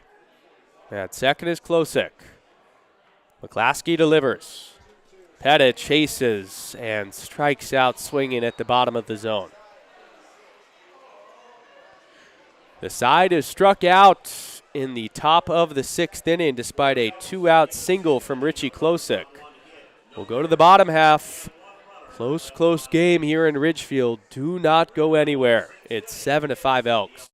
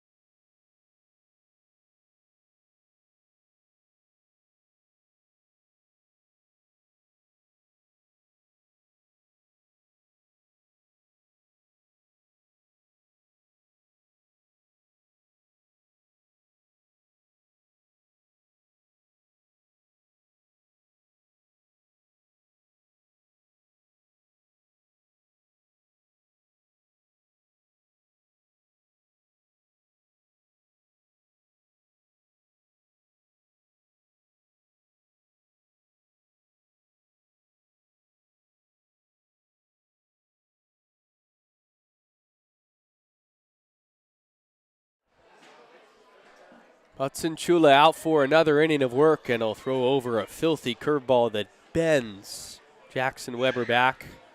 Taken for a strike. Weber, Strutt, and then the top of the order. 0-1, check swing, appeal down to Lance Kreck, says he did not go. Hudson Chula's second inning of work here in the bottom of the 6th inning, 2-run game. Majority of this year is worked in just 1-inning spurts. 1-1, fanned on and missed. Weber was out in front. When he's throwing that breaking ball for strikes, I don't know what you do if you're a hitter. 1-2, way outside. An easy take that time from Weber. Some stirring in the Elks bullpen, but this is Chula's inning. Now the entire field in shadows with the sun almost set. 2-2 fastball, misses outside at 92. Got to come into the leadoff hitter, especially this being the bottom of the order. Big pitch. Payoff. Chula walked him on a fastball that misses outside, and he knows it. Yelling into his glove that that's a big runner to get on base to start the inning. Now batting center fielder number 15, Ben Strutt.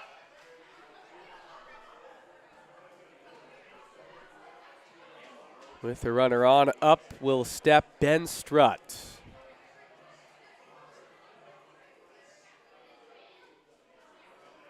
Chula looking for a ground ball, so throw over to first.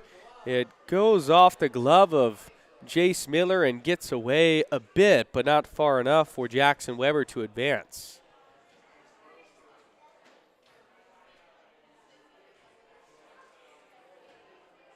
That could have been disastrous and have gotten away from Chula. Fortunately, it did not. Chula throws, and squaring a bunt is Strutt. A good one out in front. Fielding it off the mound is Chula. His strong throw to first got him. Now Miller will throw to third, is trying to go there as Weber, and that throw gets away. Coming in to score is Jackson Weber. Unbelievable. On the defensive blunder, it's now a one-run game.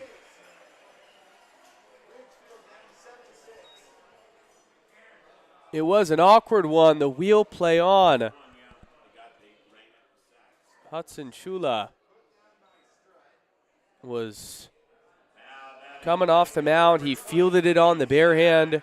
He threw to first. They got him there. Miller bobbled it on the transfer, and it fell out of his glove, but then he picked it up. Trying to go all the way to third was Weber. The throw there was off, so the error goes on Jace Miller. Now it's Zach Wattis in a one-run game, and Wattis offers it the first pitch, driving one to deep right center, and it crashes off the wall. So does Richie Klosik. Hitting second and heading to third is Wattis. The throw comes in, and it's off. And now you just hope that Klosik is okay. It's a triple from Zach Wattis, and the tying run is 90 feet away.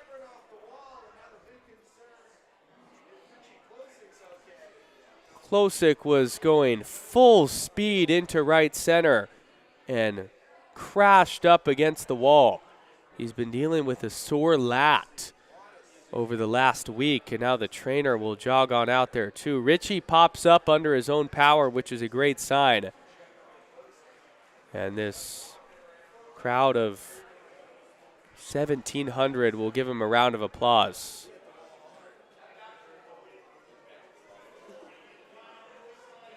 Full speed ahead, could have got the wind knocked out of him. Alan Cox, manager of the Bend Elks, also out there taking a peek at Richie to make sure he's okay as he shakes out his arm.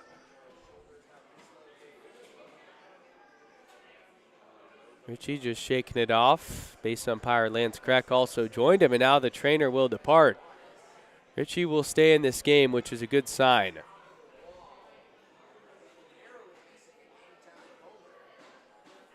But Zach Wattis was a couple feet away from homering. That's his third hit of the night.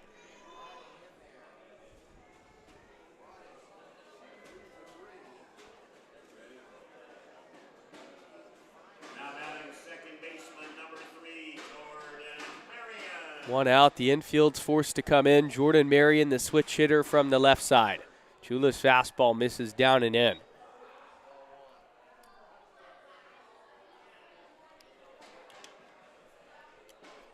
Elks were on top by a score of 7-3, and the Raptors have come all the way back. Marion has one RBI on the night. And on the 1-0, ground one softly back up the middle, fielded by Goodman. He thought about coming home, but Wattis was scorching to the plate. He scores, and the throw goes to first. Goodman just had to be sure he got one out, and he did. But the game is tied at 7. The second RBI ground out of the night from Jordan Marion. That just shows how fast Zach Wattis is, even with the infield in. Able to score there. We're going to have Carson Luna with 2 outs. First pitch misses, a peel down on the check swing. He did not go.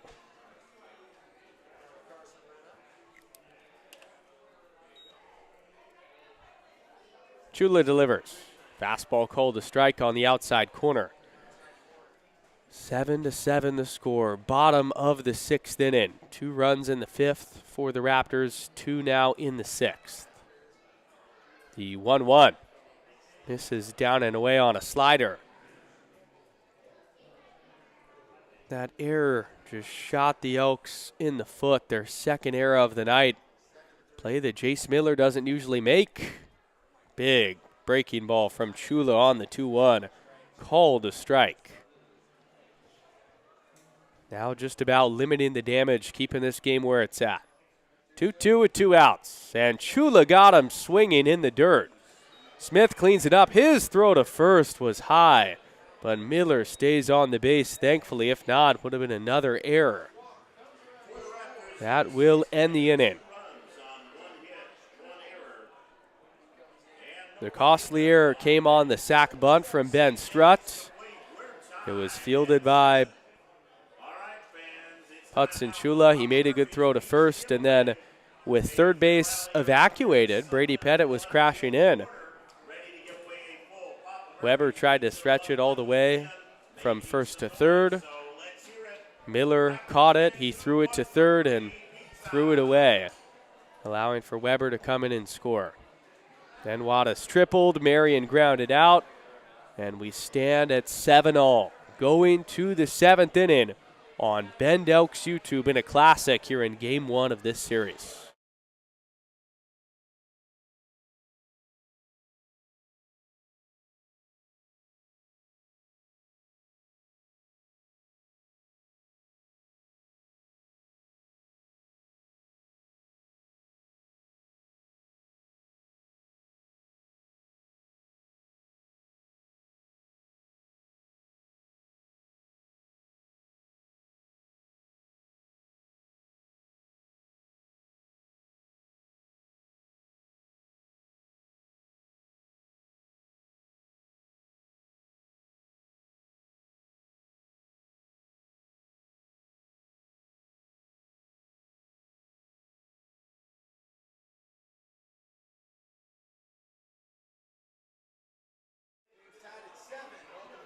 Ryan McClaskey, the pitcher on the mound from the right side, will go for another inning of work, and his fastball misses outside to Will Cahill. Cahill, Goodman, and Smith, 6, 7, and 8 in the Elks order due up. In this game tied at 7. McClaskey delivers a fastball that misses up and away. Raptors got 2 back in the last frame.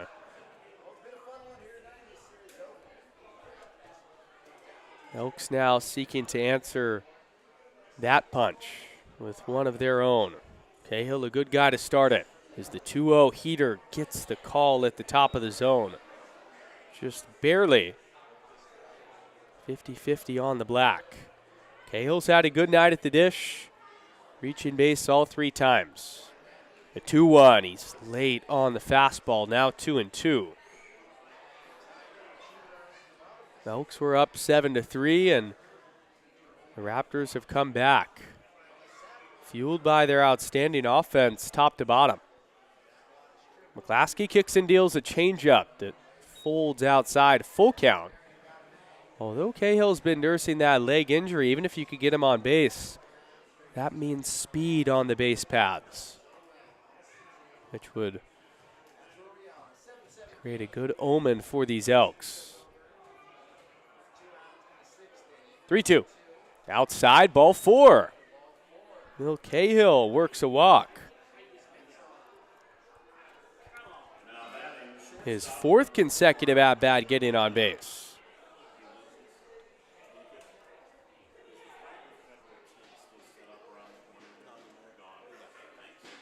Now it's Will Goodman.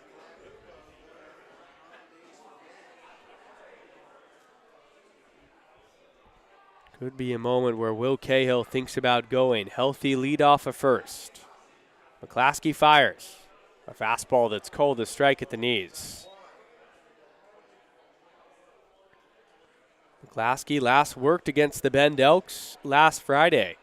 In that 7-6 loss from the Raptors, he went 3 innings in relief but was outstanding. 0-1. Breaking ball foul back from Goody. And what made him outstanding in that game was he went 3 innings, didn't allow a hit nor a run, 4 strikeouts to no walks. Just competed, and similar to what we saw out of the same righty last year. 0-2 to Goodman, fouled back on a fastball. Goodman had a run-scoring opportunity where he put a ball in play. It was ruled an error, but another run that mattered a lot. And then his last time through, a critical sacrifice bunt that resulted in the Elks later in the inning scoring 2 runs. 0-2. Change-up. Fouled to third base coach Johnny Kemp. And he wasn't able to make the squeeze with his hand on the high bouncer.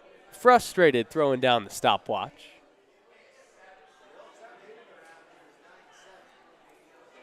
7 runs on both sides. 9 hits for the Elks to 7 for the Raptors. 2 errors apiece. 0-2 lined right at the second baseman who makes the catch in Mary, and he fires back to first to try to get Cahill. But he scampers back in time. Wise base running from Cahill, doing exactly what you're taught, freezing on a line drive. Goodman hit that ball 93 off the bat. It just found a glove.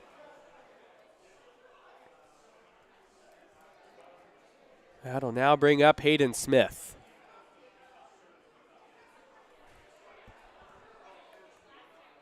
Who already has a couple of runs batted in tonight. McClaskey throws a strike that just gets the outer third.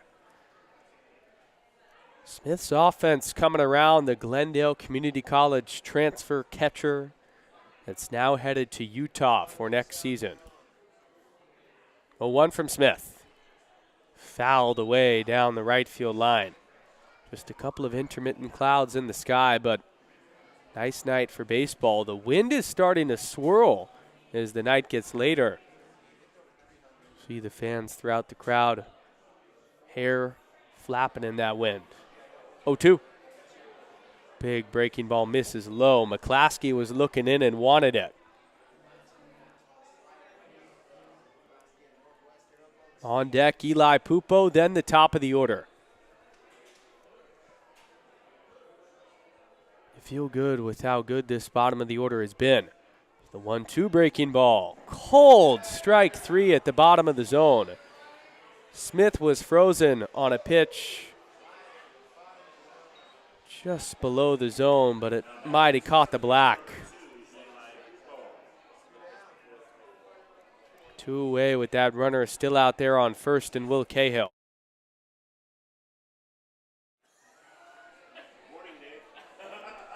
This is Eli Pupo who squares to bunt and pulls back. Appeal down to Lance Kreck, says he went around. Although Pupo attempted to pull it back, did not matter. 0-1 with 2 outs. McClaskey delivers. Fastball that's cold, a strike, 0-2. Each one of these Raptors pitchers getting on that rubber and working as quick as they possibly can. 0-2, 2 outs, runner on first here in the top of the 7th. McClaskey throws a breaking ball, then misses away.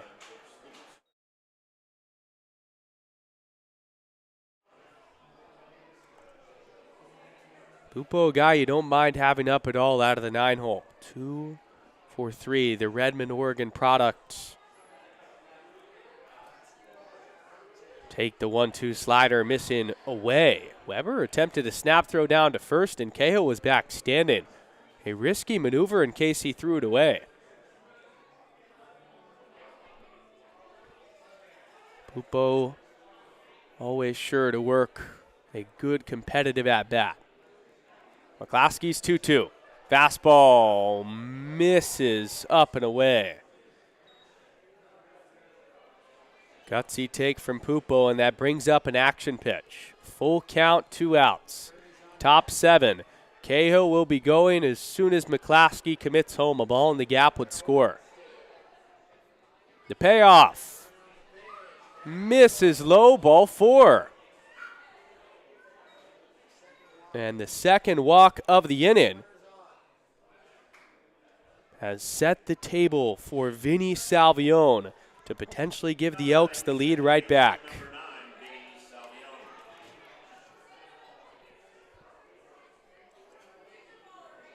Salvione had an RBI double that came in the 3rd inning. Cahill on second, Pupo on first. McClaskey fires and misses low.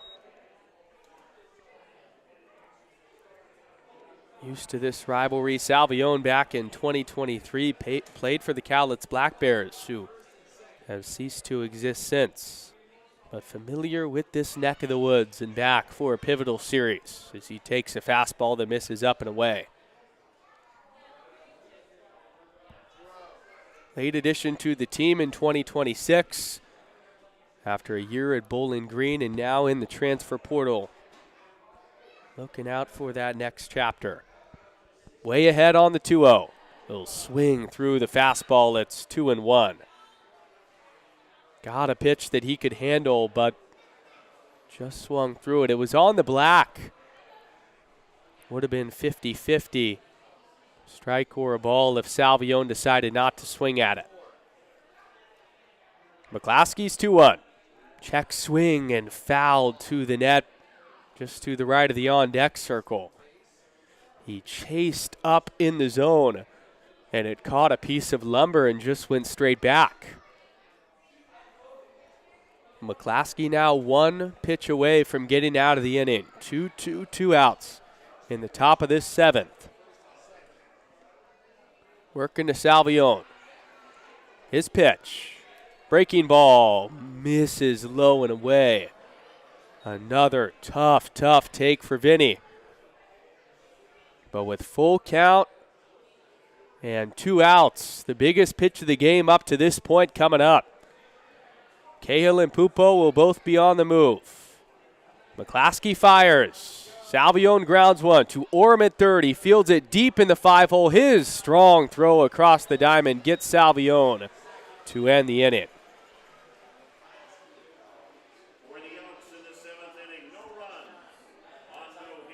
Both Cahill and Pupo reached on a walk, but the Elks were not able to cash in. Stretch time here in Ridgefield, tied at 7.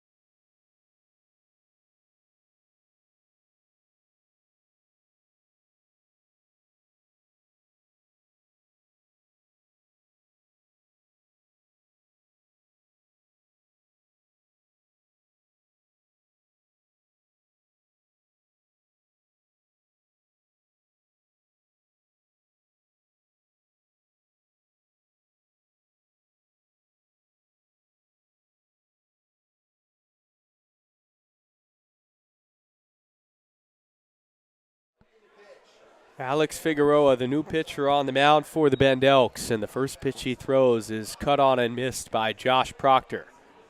Figueroa entering for Hudson Chula in this tie game in the bottom of the 7th after the fans have stretched. Proctor, Watson, and Orem this inning. The sidewinding Figueroa misses low on a fastball, 1-1. Packed house staying after for Drone Knight.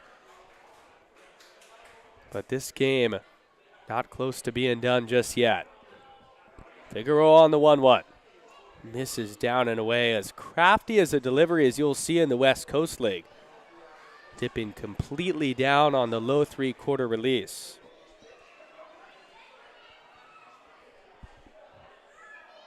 Difficult guy to pick up.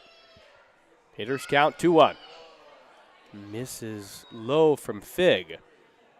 Now bringing up a spot where Figueroa doesn't want to lose the leadoff man.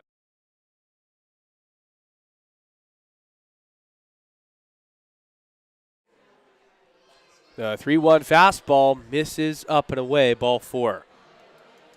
For the 3rd time tonight, Josh Proctor has reached on the base on balls.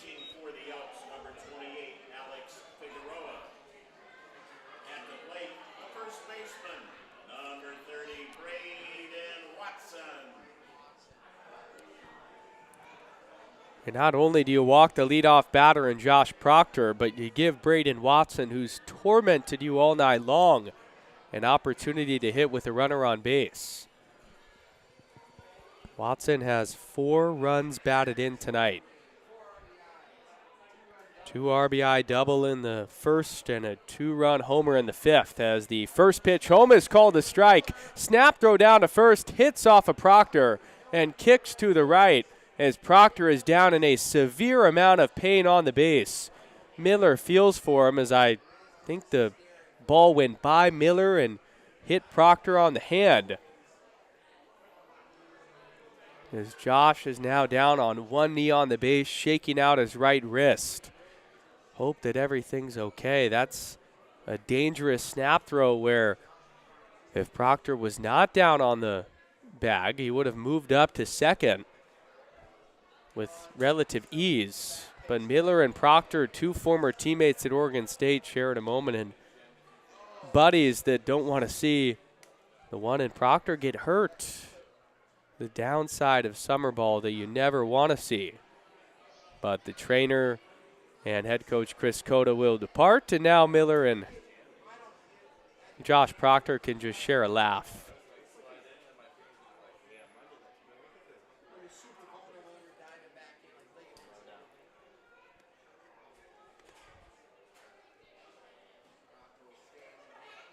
Proctor stays in, and here's Braden Watson on the 0-1. He'll take low on a fastball. Figueroa at 5'11" from Tucson, Arizona. Has worked in 14 1/3 innings pitched, an ERA at 4.4 with 12 strikeouts. Last worked against Corvallis, where he went 3 1/3 in relief, and his 1-1 is a sweeping breaker that's called a strike. In that game, he competed. The Elks lost 3-1 to the Knights. But coming in relief at the end, 3 1/3 was the deepest Fig's gone in a game this year. Is 1-2 to Watson, running on the pitches. Proctor misses outside. Throw down to second. Not in time. As Proctor got a strong jump.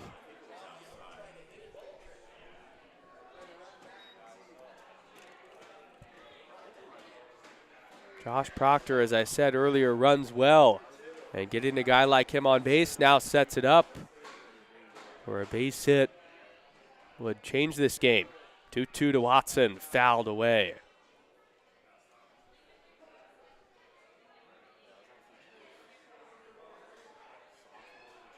Just battling the Evansville commit after redshirting at UC Santa Barbara. He's dominated this West Coast League. From Peoria, Arizona, competitive state growing up in baseball. 2-2 is popped up foul and out of play, so 2 natives of the desert. Duking it out in the biggest spot of this game in the bottom of the 7th.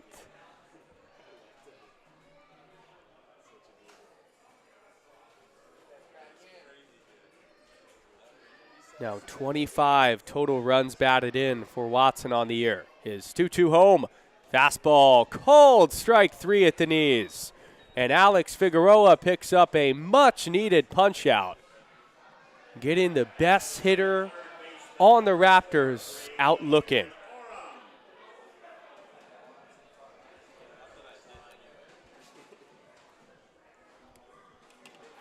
This Elks staff tonight make that their 6th K as a staff. Turning it to Braden Orem. Figueroa throws a fastball that misses low. It's dug out by Smith on the backhand. Elks haven't shied away from the competitive game. They've been in these spots time and time again, but the difference maker has been their bullpen not being able to close out the tight games. Orem's 0 for 3. Figs 1-0 is chased outside by Orem. Way out, but with Figueroa's unique delivery. Orem was unable to get that. Proctor out on second. Fig back there, the 1-1. Goes back to the same slider and it misses away.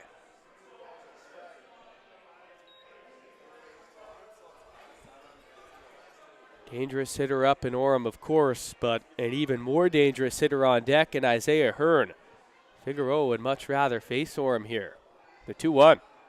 Skips in for a ball dug out by Smith. 3 balls and 1 strike.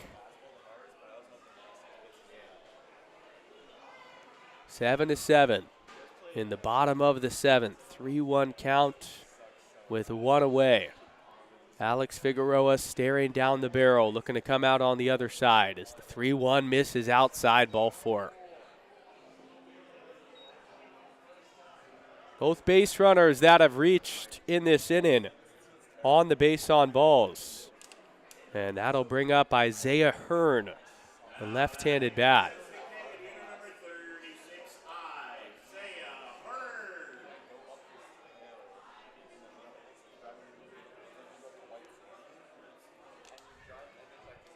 Hearn reached on a hit by pitch, but the last 2 times has flown out to the center fielder in Pupo. Figueroa deals. Fastball that misses just a bit outside. If you're looking at one gripe from the Elks pitching staff tonight, it has been the inability to find the strike zone. That walks, hits, plus innings pitch stat has harmed the Elks all season long. A ground ball, though, would get you out of this inning. 1-0 from Fig.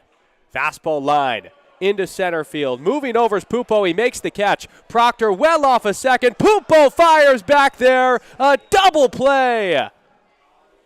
Poor base running from Josh Proctor. And Eli Pupo, after the catch in center, makes a strong throw to second to end this 7th and stop the Raptors' rally in its tracks. A huge play from Pupo will go to the 8th. Still tied at 7 on Bend Elks YouTube.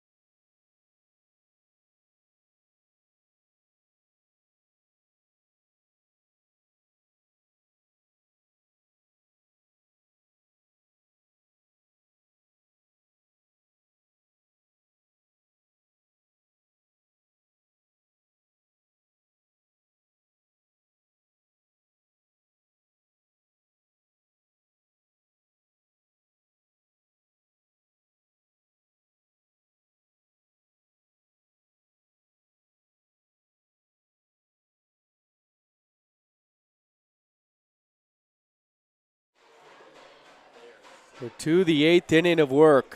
Ryan McClaskey's still going. We're tied at 7, and Jace Miller's stepping up. He'll take a fastball at the top of the zone for a strike. Miller, Gurney, and Klosik, just like the start of the 6th inning. Elks have their big dogs coming up, and a lot of momentum after that double play from Eli Pupo. 0-1 gets the call if you missed the final play of the last inning. Runners on first and second, 1 out. Just a simple line drive to the center fielder in Pupo.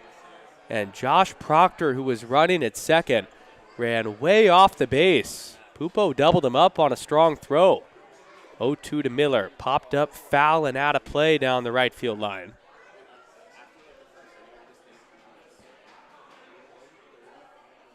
Jace, a 2-run home run in the 3rd inning. his lone hit of the game. But it was a big swing, and why not another in a spot like this? McClaskey's 0-2. Fouled away. Miller went to a knee trying to fight off that breaking ball. That's a beautiful thing about Ryan McClaskey for the Ridgefield Raptors, is he can eat a whole lot of innings. Just a competitor. Always throwing strikes. 0-2 to Miller, and he strikes out swinging at a pitch at the top of the zone.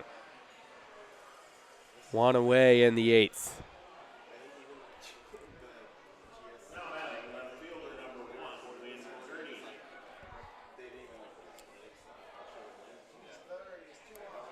Miller chased up. And now stepping up is Wynn Gurney. First pitch home to Gurn, called the strike on the outside corner.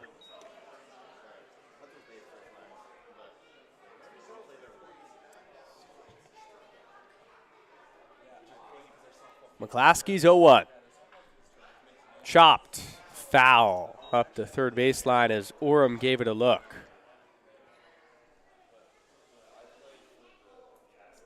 Gurney's had a quiet night, just like a lot of the top of the Elks order. 0 for 3, reached his first time on a hit by pitch. Gurney, a guy, though, with the power that can change the game on one swing of the bat. Piece of trash, ripping hard from left to right on the infield. 0-2 from Gurney, and he strikes out swinging. So Ryan McClaskey continues to mow down these Elks hitters. 2 away.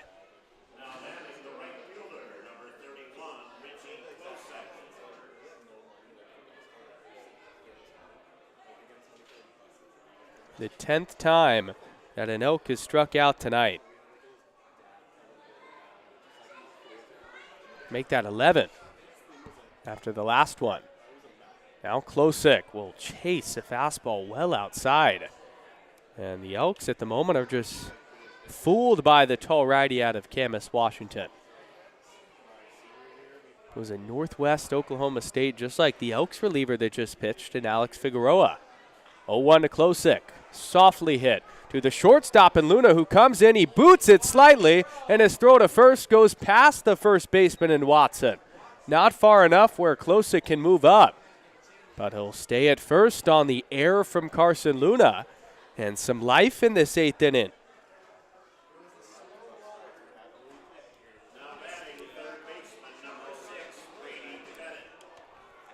Just slowly hit to Carson Luna at short. And Klosik has average speed, so Luna had a decent amount of time. But while he fielded it on the run, his throw to first was not in time. Here's Brady Pettit, who's 2 for 4 tonight. McClaskey uncoils and comes home on a fastball, then misses.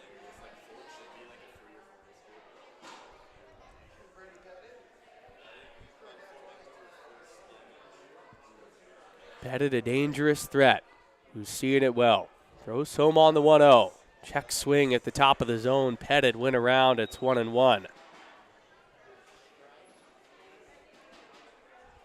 After his entire career so far at St. Mary's College of California, now committed to San Diego State.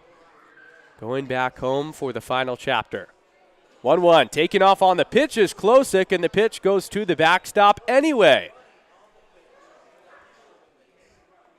Klosik steals it, and the Elks have their go-ahead run in scoring position. In a position now where a base hit from Brady Pettit would bring in Klosik. A golden opportunity. The 2-1 to Pettit, popped up foul and out of play down the right field line.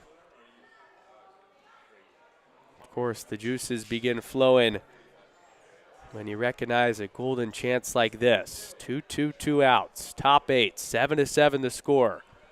Klosik out there on second. McClaskey looks into Pettit. His pitch. Fastball misses outside, full count.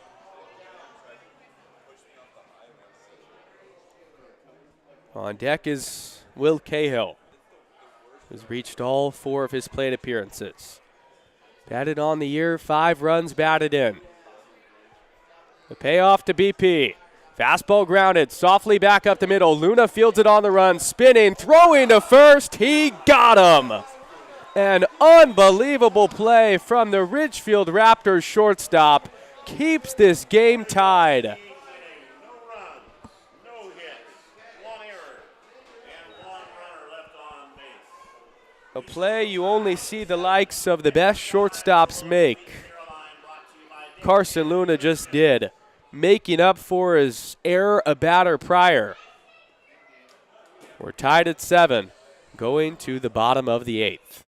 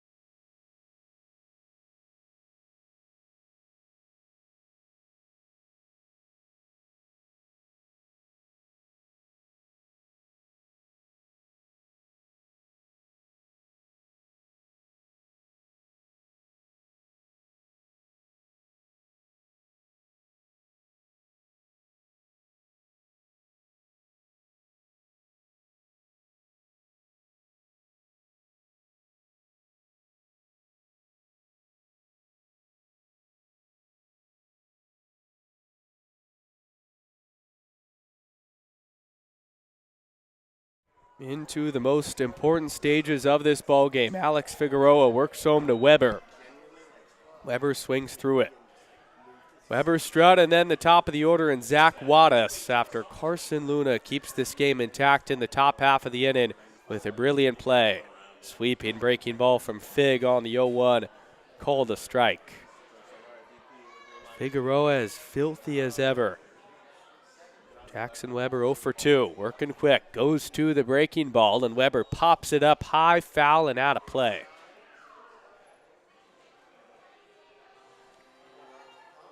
Elks in a good old-fashioned battle, looking to put aside their road struggles that have plagued them all of 2026.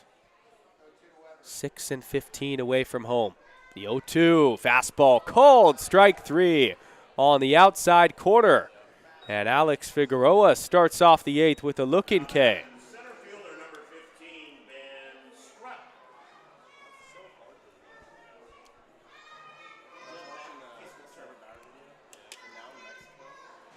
Just a brilliant pitch. And Figueroa, after that appearance against the Corvallis Knights, doing his thing again tonight. Works into Strutt, but misses down and away on a breaking ball. 7-7 the score, bottom of the 8th, 1-0 count, 1 out, nobody on base. Strutt last time had the sac bunt where he ultimately reached on the error. As the fastball is called a strike, or rather, he was thrown out at first, but then coming around to score on the error by Jace Miller was Jackson Weber, the hitter prior. Strutt a tough out at the bottom of this order. 1-1. Misses outside. Now 2 balls and 1 strike. All these fans here in Ridgefield sticking around. Post-game will be a drone show here at their home park. Game 1 of this 3-game set between these two teams.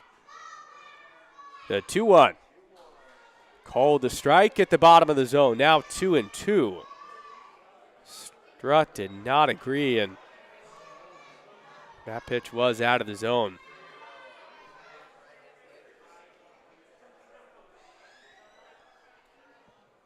Kicks and deals the 2-2. Off speed, misses.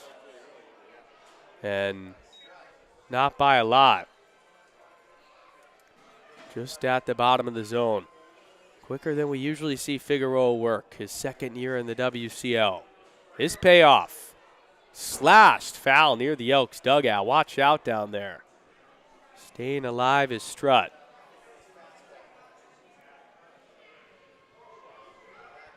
Figueroa critical for him to continue to find the zone. You see the ever-dangerous Zach Wattis waiting on deck.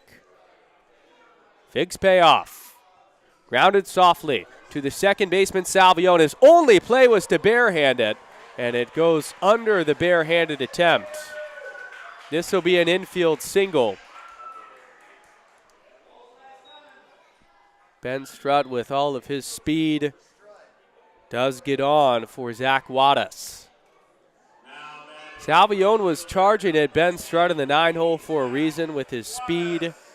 And as soon as he put it in play, it was hit so softly at just about 40 miles per hour that the only option from Salvione was to do exactly that, try to barehand it. And it went right under the barehand. They throw over to check on Strutt, who is leaning, but the pickoff attempt was just to the left of the base. An opportunity for Figueroa. If that was on the base, Strutt likely would have been picked off.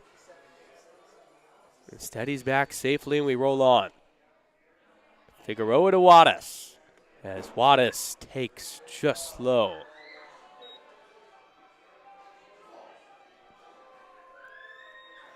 Wattis, a 3-hit night, and he tripled in right center his last time. That resulted in Richie Klosick crashing into the wall. Strutt over there at first has 6 stolen bases, and he's going to go. Fastball swung on and missed. Throw down to second on one hop. Not in time. Just barely was Ben Strutt able to get his hand underneath the tag of Will Goodman. And the go-ahead run for the Raptors is in scoring position.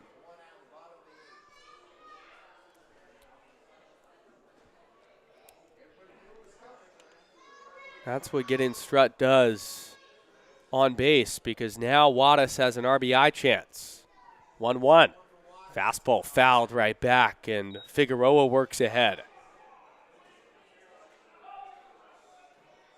Have the open base at first, but with Figueroa ahead like he is, he'll try to put this on a corner and get Wattis to chase.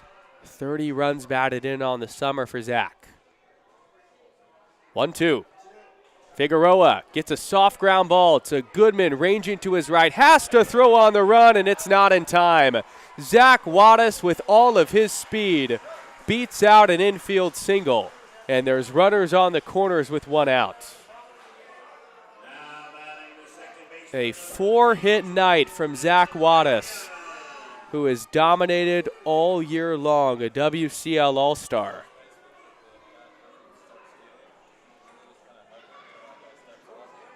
Bringing up Jordan Marion. How the Elks align themselves defensively now becomes intriguing, because do you bring the corners in? It looks like they will. Pettit and Miller creeping in a tad. Miller now holding the runner on. Figueroa comes into Marion, and he swings through it. Middle infielders and Goodman and Salvione will stay back. Outfield staying straight up across the board. Marion, the owner of 2 runs batted in tonight on a couple of ground outs. Figs 0-1. Taking off is Wattis. Fastball called a strike. And Wattis is going to steal second without a throw. Smith just put it in the back pocket. That's Wattis' 15th bag on the summer.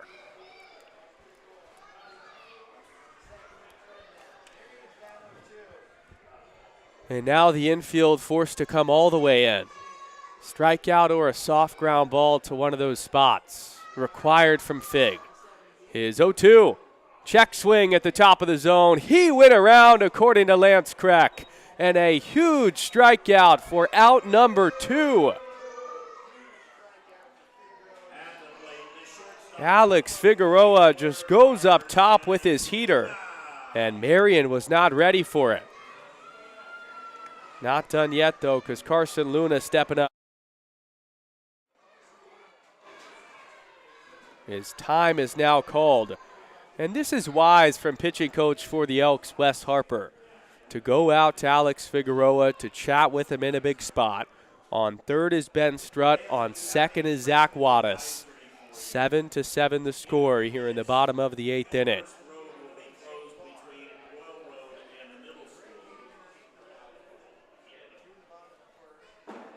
A meeting with the entire infield. Carson Luna stepping up, who's ever dangerous despite having 3 strikeouts tonight, a hat trick. His first time through, he reached on an error. But the approach won't be any different. Luna 15 runs batted in. You got Josh Proctor on deck, so Figueroa can pick his poison, both tough. The pitch.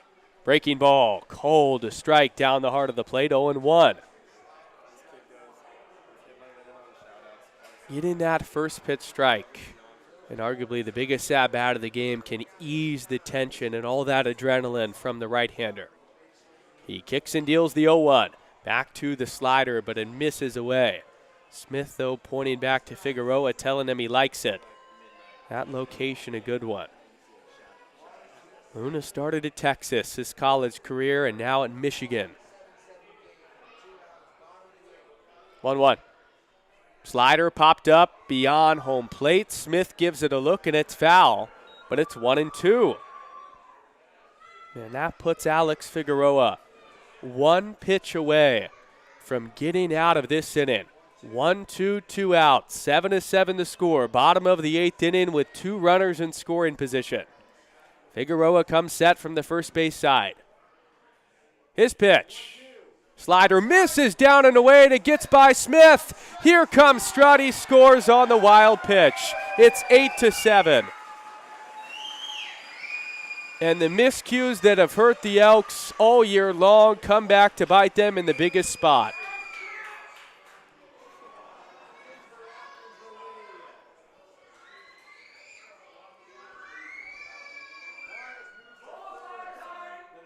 It was a slider that missed down and away, and it got by Smith. 2-2 home to Luna. Called strike 3 on the outside corner. That will end the inning. But a pitch prior, the game changed. The Raptors have the lead 8-7. The Elks are now playing catch-up and need at least 1 run in the 9th inning to keep this game going. 8-7 the score. We will go to that 9th when we come back on Bend Elks YouTube.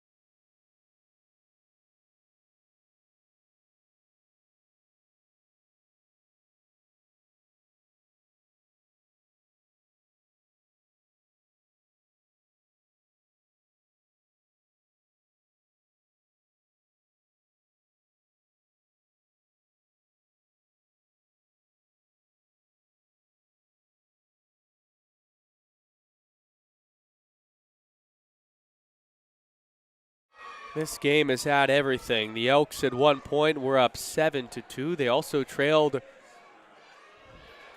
3-0, or 7-3 they were up. They also trailed 3-0, and now Morrison, the new pitcher in the game, will fire to Cahill. Grounds one back up the middle, fielded by Luna. On the run, his throw to first in time.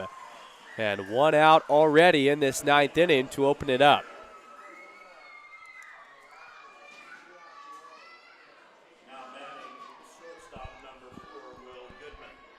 But with the Elks up as big as they were, up by 4 runs, you just feel like the same old thing happening again, and it's ultra frustrating. 8-7 the score. Raptors 2 outs away from victory. Morrison looks into Goodman and throws. The fastball check swing did not go as it misses in. Will Goodman so far tonight, an RBI single, Zach Bunn lined out as last time. Morrison a 2.08 ERA, just over 4 innings of work. The 1-0. Fastball chopped, back up the middle, fielded by Marion. His throw to first, 2 away. And the Elks are down to their final out.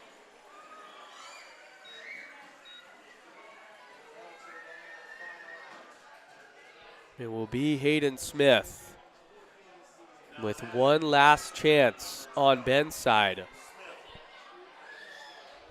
They know the importance of this game at this stage of the season when you need wins. Morrison's last time he threw was last Friday against the Elks, and he was good in relief. The pitch to Smith. 0-2. 0-2. And the Elks are down to their final strike. They not too long ago were on top in this game. 0-2 with 2 outs. 0-2 with 2 outs. Smith grounds one to Oi. They lose it 8-7. And another heartbreaking loss here on the road. Your final lines: 8 runs for the Raptors, 7 for the Elks, 9 hits on both sides, 2 errors on the Elks side to just 3 for the Raptors. We will see you tomorrow, same time, same place.